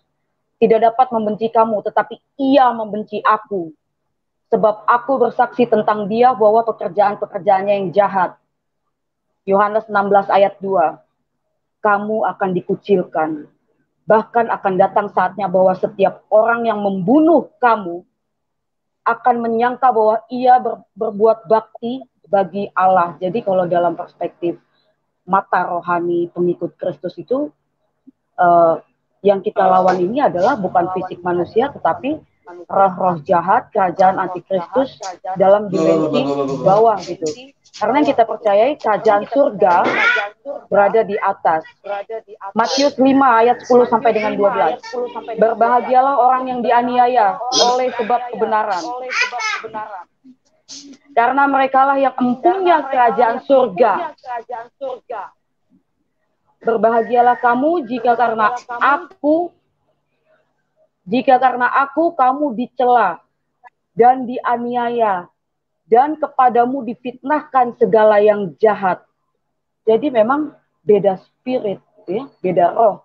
Yang kita lawan ini adalah roh kegelapan gitu. Roh darkness.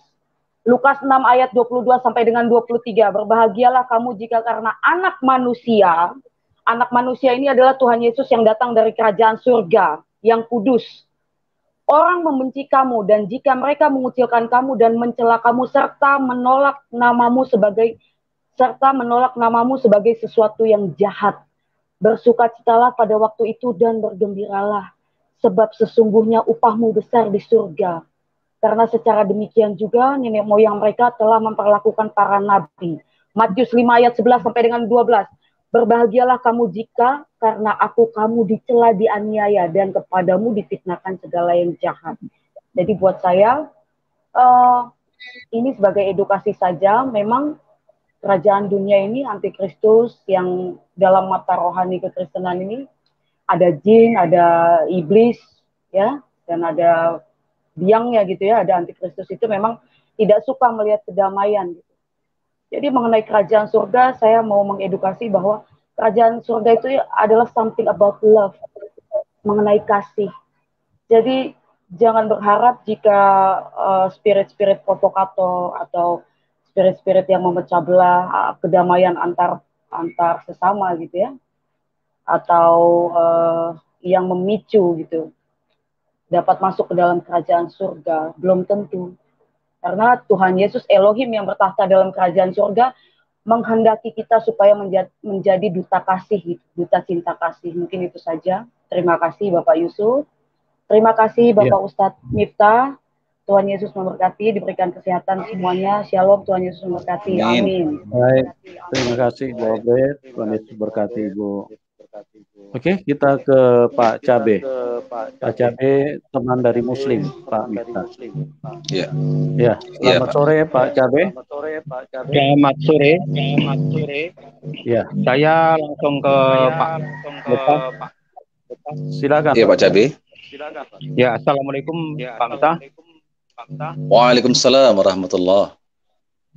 Ya, saya mendengar tadi apa yang dipaparkan Pak Miftah. Kalau bisa saya simpulkan bahwa kalau ada perbedaan antara Islam dan Kristen di sini, yang mana itu pendapatnya sesuai dengan keimanan masing-masing, Pak Miftah menyarankan untuk berdiskusi, berdialog, atau memberikan semacam hak jawab apa semacam itu. Tetapi Pak Miftah sendiri tadi memberikan contoh kenapa Pak Miftah malah memfitnah atau minimal memberikan justifikasi bahwa ketika Pak Miftah ke channel Muslim itu mendapat perlakuan yang tidak baik, minimal gibah di channel ini, Pak. Kenapa Pak Miftah tidak tabayun ke sana untuk berdialog, untuk meluruskan, Pak? Coba sebelum saya masuk ke inti pertanyaan, tolong itu ditanggapi dulu, Pak. Saya sudah berdialog dengan mereka, tetapi kan sudah saya ceritakan tadi memang begitu saya masuk ke channel itu, saya tetap jelaskan, tapi memang terlalu banyak emosi gitu kan, mengejat saya sebagai ustadz munafik kan gitu, ustadz kafir, ustadz pembela kafir kan gitu kan. Jadi bukan kita tidak melakukan dialog, kita sudah lakukan, tapi ya yang namanya kita seorang tamu kan gitu kan, akhlak seorang muslim itu sebenarnya apa? Yaitu fal yukrim dhaifahu, hendaklah dia memuliakan tamunya kan gitu. Itu kata Rasulullah, bahwa siapa yang beriman kepada Allah dan hari akhir, maka hendaklah dia memuliakan tamunya. Tapi saya malah tidak mendapatkan kenyamanan di situ. Begitu aja, Pak.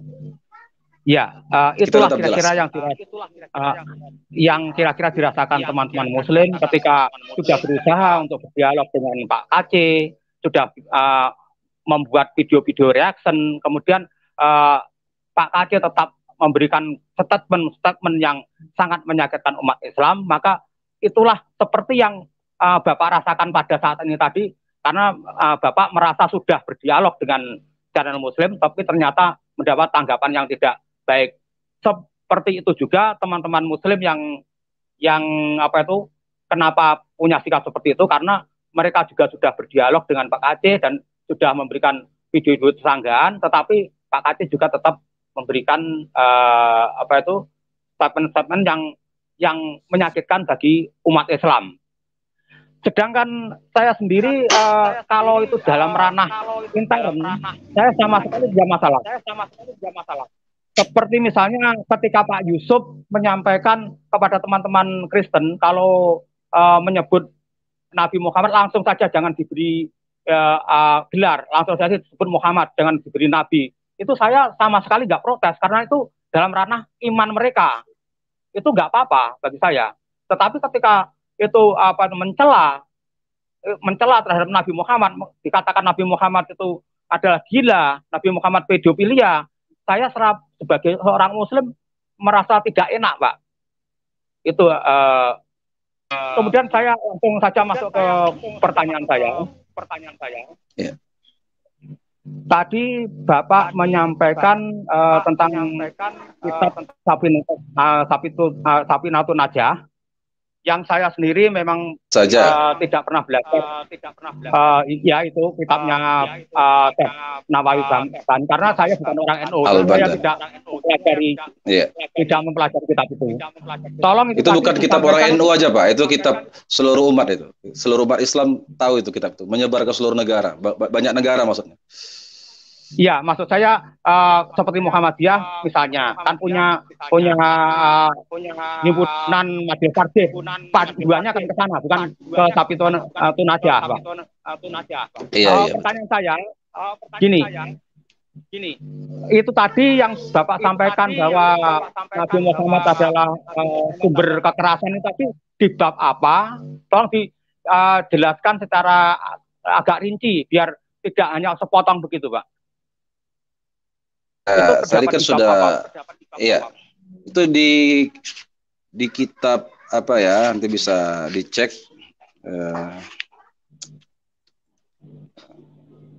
Tentang Bapak kan bawa kitabnya, baca saja itu di bab apa, kemudian yang dibahas apa itu, di bab itu atau pasal itu tolong dibacakan saja. Itu kan saya sebutkan tadi di halaman 202 itu. Nah, jadi itu redaksi penutup ya, menuju akhir kitab 202.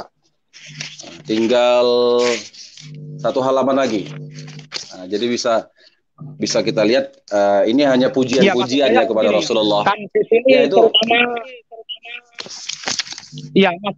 Iya. Saya begini, pendengar di sini kan tidak semuanya Muslim dan juga tidak semuanya Kristen. Yang Kristen kan jelas nggak memungkinkan untuk tahu itu. Maka tolong bab itu dibacakan di bidang itu loh, biar tahu apa isi dianu itu.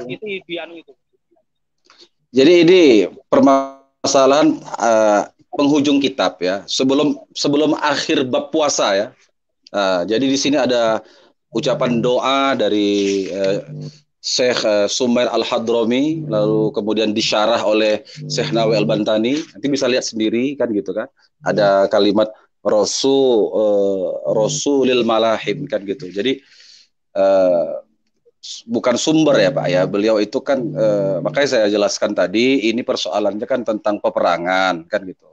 Jadi beliau itu sebagai pemimpin perang. Yang namanya berperang pasti ya pedang kan gitu kan, pasti ada yang tewas kan gitu ya, konteksnya kan Nabi kan defense ya, biar tidak asumsi liar, tolong itu dibacakan itu tidak, itu syarah itu tidak ada kan, sudah saya bilang tadi Pak apa namanya Pak Cabe kan, itu syarah tidak ada, tidak lengkap. Tuh syarah. Hanya ini saja kalimat syarahannya tadi. Rasulul Malahim, ya kan? Bahwa Nabi Muhammad itu Rasul Malahim tadi ya. Jamak malhamah wahiyal harbu wal kital, itu saja. Hanya untuk perang kan gitu kan. Atasnya itu membahas apa itu, terus kemudian kenapa muncul itu kan bisa dijelaskan Pak. Tolong dibacakan mulai itu, dari jadi jangan hanya beliau itu kan sudah saya katakan ya, itu kan ungkapan doa. Doa itu disyarah. Dalam doa itu dia ada sholawat. Wa sallallahu ala sayyidina Muhammad ibn Abdullah ibn Abi Muttalib bin Hashim bin Abdi Manaf Rasulillah ila kafatil khalqi Rasulil Malahim. Nah, dikata Rasulil Malahim itu sangat terbatas sekali penjelasannya, baik dari Syekh Sumair Al-Hadrami maupun Syekh Nawawi Al-Bantani. Makanya saya katakan wajar dengan kondisi yang di masa sekarang ini terkadang muncullah opini seperti itu kan ya kan saya katakan tadi, saya aja sangat bersyukur saya katakan tadi supaya bisa mengcounter. Jadi kalau ada nanti mahasiswa yang mau belajar, mau baca, saya akan tinggal jelaskan aja. Ini penjelasan ini sangat apa kali ya, sangat ringkas sekali gitu. Jadi saya pikir tidak perlu saya tambahkan lagi ya. Itu kan berarti saya rasa cukup. Saya rasa cukup aja tuh Pak ya, karena sudah saya jelaskan gitu kan. Karena pun Bapak tidak punya kitabnya, jadi susah. Fungsi untuk apa itu memperkuat pemelintiran orang-orang di luar Islam. Itu berarti Bapak memperkuat. Bapak itu berarti Bapak itu berarti Bapak berasumsi juga. Itu berasumsi juga dong namanya. Bacakan agar tidak berasumsi. Sudah kemudian dibacakan semua pun, tebaknya tengok ya. Wassallallahu ala sayyidina Muhammad ibn Abdullah ibn Abdul Muttalib bin Hashim bin Abdi Manaf Rasulillah ila kafatil khalqi Rasulil Malahim Habibillahil Fatihil Khatib. Ini hanya salawat saja, dan salah satu salawat itu menyebut Nabi itu. Setelah bersalawat itu wa alihi washabi ajmain walhamdulillahi rabbil alamin, kan gitu. Jadi saya kira kan, makanya saya bilang ini opini. Saya bilang opini yang memang karena keterbatasan pemahaman. Kalau dia anak pesantren mungkin bisa saja di counter oleh para ustadz. Banyak kitab-kitab jihad yang menerangkan masalah ini gitu dengan baik kan gitu. Yang saya maksudkan justru itu kan hanya semacam apa ya, semacam saya rasa cukup Pak Yusuf. Terlalu melebar Pak Yusuf. Jadi begini Pak Cabe, begini saya jelaskan sedikit bahwa tujuan dari Ustadz Miftah ini adalah sangat baik. Artinya begini ya, kalau misalnya seandainya yang disampaikan Pak, tolong di-mute dulu salah satu supaya tidak ada musuh. Di-mute dulu. Ya, oke. Jadi begini Pak Cabe. Jadi saya melihat Pak Ustadz Miftah ini seorang yang sangat mendatangkan berkah buat bangsa kita. Artinya kenapa dia nyatakan tadi bahwa dia bersyukur dengan adanya pernyataan Pak KC seperti itu.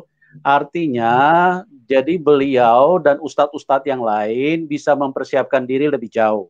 Untuk apa? Seandainya muncul pemahaman yang terbatas, maka para ustadz sudah siap untuk memberikan bantahan, sudah siap untuk memberikan penjelasan yang maksimal supaya tidak ada penjelasan-penjelasan yang tidak sesuai dengan apa maksud yang sebenarnya. Itu Pak Cabe. Jadi dalam hal ini Pak Ustadz Miftah itu saya pikir adalah seorang tokoh yang sangat luar biasa ya. Artinya dia benar-benar mengedepankan untuk membela Islam itu sendiri supaya jangan sampai ada orang menyalah tafsirkan ayat-ayat yang istilahnya tidak ada penjelasan yang maksimal di situ. Begitu Pak Cabe. Oke ya, Pak, kita ke yang lain dulu. Sebentar Pak. Gimana? Sebentar Pak Yusuf. Begini. Ya. Itu tadi yang dibacakan Pak Miftah itu tadi, itu semacam penutup seperti begini loh kalau bahasa Indonesia.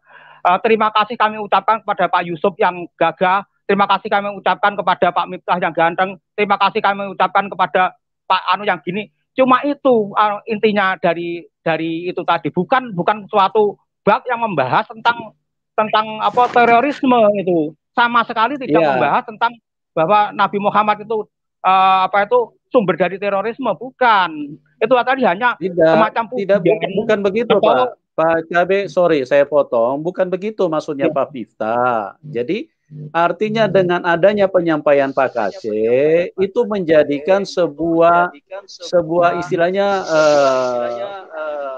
persiapan yang baik di kalangan para ustadz untuk memperlengkapi ataupun juga memberikan penjelasan kepada orang-orang yang salah menafsirkan tentang buku ataupun kitab ataupun ayat-ayat yang diimani oleh umat muslim. Itu maksudnya beliau. Jadi beliau bersyukur itu bukan berarti sekedar dalam membela Pak Kace, tidak, tapi bersyukur itu supaya di kaum Islam sendiri, baik ustadz ataupun yang lain-lain, bisa memberikan penjelasan yang lebih maksimal. Begitu Pak. Jadi tolong ini dipahami secara benar. Pak Miftah di sini bukan dalam rangka untuk membela semata-mata Pak Kace, tetapi untuk kebangsaan ini. Artinya supaya Islam itu juga jangan sampai nilainya itu ditafsir, dipahami sepotong-sepotong. Itu maksudnya beliau. Begitu Pak Cabe. Ya, itu satu. Saya rasa kita cukupkan aja ya Pak Cabe ya. Saya tidak ingin melebarkan masalah ini karena memang tujuan kita ini mencari titik temu, menghilangkan ragu dan menciptakan persaudaraan syahdu. Itu yang dari awal yang saya sampaikan. Jadi kita bersama-sama bukan mau melebarkan perbedaan yang ada, tapi justru untuk mencari titik temu bahwa jangan sampai loh kita ada suuzon untuk selamanya gitu. Biarkan perbedaan itu berjalan, tetapi tetap jaga kerukunan. Ini cara saya untuk menyampaikan pesan-pesan kedamaian itu. Saya peduli dengan anak bangsa, saya peduli dengan umat Islam. Kenapa yang hari ini terorisme, yang meneriakkan takbir, menyembelih leher orang, memenggal kepala orang, bahkan ada dakwah-dakwah yang sampai menyatakan penggal kepala orang. Ini yang ingin saya redam. Kan bisa saja mereka salah dalam menafsirkan kitab-kitab, apalagi tadi di ayat Quran surat Al-Baqarah ayat 191 itu. Bagaimana kalau remaja-remaja tanggung gitu kan, ya membaca ayat itu tanpa ilmu, tanpa filter, kan saya bilang inilah yang bisa memicu radikalisme itu kalau tidak ada ilmu dan guru, saya katakan. Maka dari diskusi kita ini, alhamdulillah saya bersyukur kepada Allah biar sampai ini kepada mereka-mereka yang ingin memperbaiki kerukunan umat ini agar terus kita bersama walaupun di tengah perbedaan yang ada. Begitu Pak Yusuf. Iya, luar biasa Pak ya. Oke, kita ke berikutnya Aritonang. Selamat malam. Selamat sore Pak Aritonang. Pak, ini Pak Yusuf terakhir Pak Yusuf ya, karena saya mau. Selamat sore Pak Yusuf. Oh ya. Baik. Ada kegiatan lagi Pak. Assalamualaikum Pak Ustaz. Selamat sore Pak. Waalaikumsalam Pak Aritonang. Kita jumpa ya. Iya, saya selalu sama Pak Ustaz. Kita kan dua kali jumpa. Hari itu jumpa di Pak Papel 88. Saya angkat jempol dua jempol sama Pak Ustaz. Yang saya cari-cari, yang saya inginkan selama ini seperti Pak Ustaz lah, yang membawa kedamaian, kesejukan hati. Seandainya seperti Pak Ustaz di Indonesia ini semuanya mungkin kita damai, tidak ada perselisihan seperti Pak Kace dan Pak Yahya Waloni ini. Kalau pendapat saya itu maunya didamaikan aja, tapi untuk yang akan datang tidak lagi sistemnya penghujatan terhadap umat-umat yang lain begitu. Kalau salah kami sebenarnya apa, Pak Ustadz? Sementara kami beribadah cuma sekali seminggu. Dan juga kami kalau di rumah itu beribadah ya paling 2 kali setahun lah paling kuat itu. Kadang-kadang sekali setahun karena bergilir. Ya kalau dilihat dengan ya kami pun bukan pakai toa di masjid. Ya kami kan damai-damai aja. Ya saya mau nanya sedikit aja Pak Ustadz ya. Ya kenapa kok memang gak semua ya ormas muslim banyak juga yang bagus. Kenapa ustaz radikal ini selalu memahami kami ini orang yang tidak berharga begitu. Padahal kami ya perbuatan kami masih sesuai dengan aturan lah ya. Kami enggak ya dibilang ya menyesuaikan, kami menyesuaikan juga di mana-mana. Ya itu aja Pak Ustadz, terima kasih. Mohon tanggapin sedikit aja. Ya, makasih Pak Ari Tonang ya. Jadi saya selalu sampaikan kepada teman-teman ya kan, kepada jemaah, jangan pernah menghakimi, mengejudge, memvonis seseorang dengan standar agama yang dipakainya. Itu saya selalu sampaikan. Ini nggak akan pernah ketemu. Nah, kalau diapakan juga disebarluaskan, diviralkan, kita mengukur kebenaran itu dengan standar agama yang kita pakai, sementara seseorang itu berbeda keyakinannya dengan kita, ini nggak akan pernah ketemu. Itulah saya sampaikan. Kalau sudah begitu perbedaannya, maka di mana penistaannya? Kalau nanti di sini berbeda, lapor. Yang ini berbeda paham, lapor. Bagaimana? Artinya kita kan berarti kalau melapor ini berarti kita kan mengizinkan orang lain itu untuk memaksakan kehendak agamanya kan gitu. Ya, makanya ya udahlah saya bilang kalau ada yang seperti ini saya bilang ada yang bertanya, ada yang buat statement, nggak suka bantah kan gitu kan. Ajak dialog dan diskusi. Kalau memang juga nggak gitu kan nggak ada titik temu, diskusi pun dia juga nggak mau datang kan gitu ya kan Pak Ari Tonang. Kalau dia nggak datang dalam berdiskusi kan gitu kan, kemudian dia jangan langsung divonis dia yang nggak mau datang tuh pengecut lah ya kan Pak Yusuf, yang dia gitu. Kadang orang tidak datang ke satu diskusi gitu karena kekhawatiran diri gitu ya. Ada kekhawatiran mungkin tidak nyaman, bahkan akan ada bulian kan gitu kan. Itu kan sangat tidak nyaman sekali gitu. Belum dewasa, kan kita di awal sudah bilang, kita belum dewasa banget untuk menerima perbedaan itu. Ketika ada diskusi-diskusi nanti yang meruncing, malah-malah maki-maki jadinya ya Pak Yusuf ya. Iya, benar Pak. Nah, khawatirnya seperti itu, ya udah biarkan aja lah dia berlalu kan begitu. Seperti kehidupan ini tidak semuanya sama, bunga pun setiap bunga itu ada yang beda, ada yang indah bunga itu. Bahkan ada bunga yang namanya juga nggak indah, bunga bangkai loh. Tapi apakah kita bisa menyetop ketidakinginan kita terhadap bunga bangkai itu? Jangan kau tumbuh, kau bau, begitu kita bilang kan gitu. Kan nggak bisa dia tetap tumbuh. Karena dia itu merupakan ya tidak tumbuh kecuali dengan izin Tuhan. Dia bagian daripada rencana Tuhan itu gitu. Untuk tumbuh, untuk beragam, untuk berbeda. Dari rambut saja kita warnanya aja beda, bentuknya beda, kemudian panjangnya beda, durasi panjang antara rambut satu dengan rambut yang lain aja kalau dipotong, ada yang 1 bulan udah cepat dia tumbuh rambutnya, ada yang berbulan-bulan nggak tumbuh-tumbuh rambutnya. Coba bayangkan. Saya kadang malah dengan perbedaan yang ini ya kan gitu kan. Kalau kita hayati gitu kan, perbedaan antara umat beragama ini. Banyak hal-hal yang kita ambil hikmah lah. Di antaranya kita bisa saling bisa berdiskusi, kita bisa berdialog kan gitu kan. Lama-lama saya yakin dan percaya kita pasti akan dewasa ini.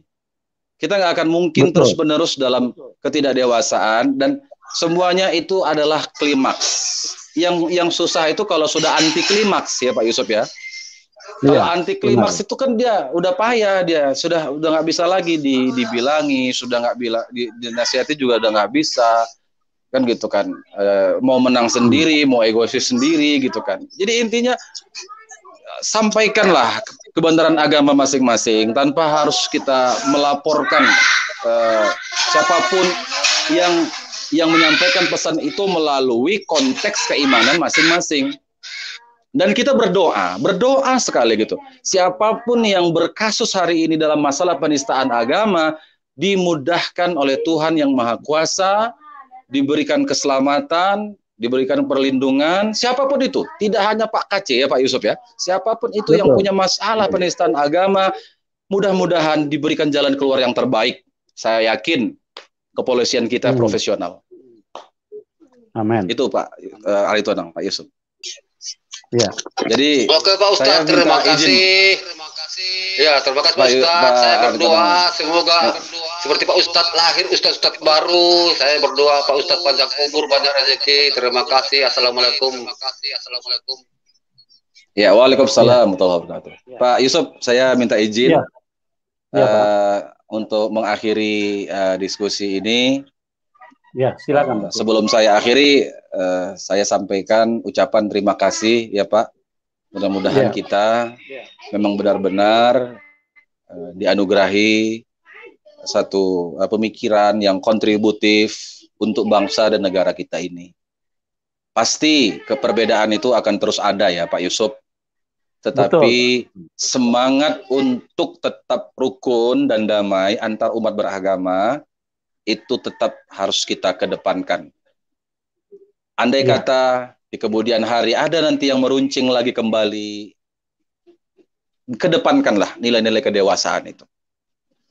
Anggap masing-masing namanya di ranah perbedaan, akidah yang berbeda, dengan konsep ketuhanan yang berbeda, silahkan masing-masing berbicara. Di Islam ada Al-Qur'annya, silahkan bicara. Di Alkitab ada konsep ketuhanannya, silahkan bicara. Di Hindu ada, di Buddha ada, semua masing-masing punya konsep ketuhanan. Maka dalam Pancasila itu ketuhanan yang Maha Esa. Itu sebuah ideologi kebangsaan yang bisa menyatukan, bahkan menjadi lem-lem perekat bangsa yang kuat untuk kita. Dan saya mohon maaf ya Bapak Yusuf, apabila dalam penyampaian ini gitu barangkali ada kekeliruan, juga kepada saudara-saudaraku sekalian, tidak ada niat dalam hati kita ini untuk memperbesar atau memperuncing perbedaan yang ada. Kami berdua, Pak Yusuf dan saya, kami ingin tetap Indonesia ini menjadi negara yang Pancasilais, yang berkeadilan, berkemakmuran, dan tetap berdewasa di dalam menerima perbedaan yang ada. Saya rasa itu saja dulu Pak Yusuf. Baik. Billahi taufiq wal hidayah. Assalamualaikum warahmatullahi wabarakatuh. Salam. Waalaikumsalam. Ya, shalom Pak. Jadi terima kasih buat semua teman-teman ya. Dan saya juga menyampaikan terima kasih buat Pak Ustadz Miftah yang sudah bermurah hati dengan kehadirannya, yang saya tahu itu harus menghadapi artinya konsekuensi sebagai bentuk pengorbanan untuk kemajuan daripada bangsa Indonesia sendiri, di mana dengan adanya pernyataan-pernyataan beliau maka pasti akan muncul ya penilaian-penilaian yang negatif atau mungkin salah pemahaman, sehingga beliau harus menerima kata-kata atau mungkin hujatan yang seharusnya tidak perlu, tetapi beliau orang yang luar biasa ya, artinya siap sedikit menderita demi kebangsaan atau demi perdamaian buat kita semua. Oke, teman-teman yang sudah masuk, yang belum bisa berdiskusi, nanti kita ketemu di program selanjutnya. Tuhan Yesus memberkati kita semua. Salam kemenangan buat kita semua. Amin.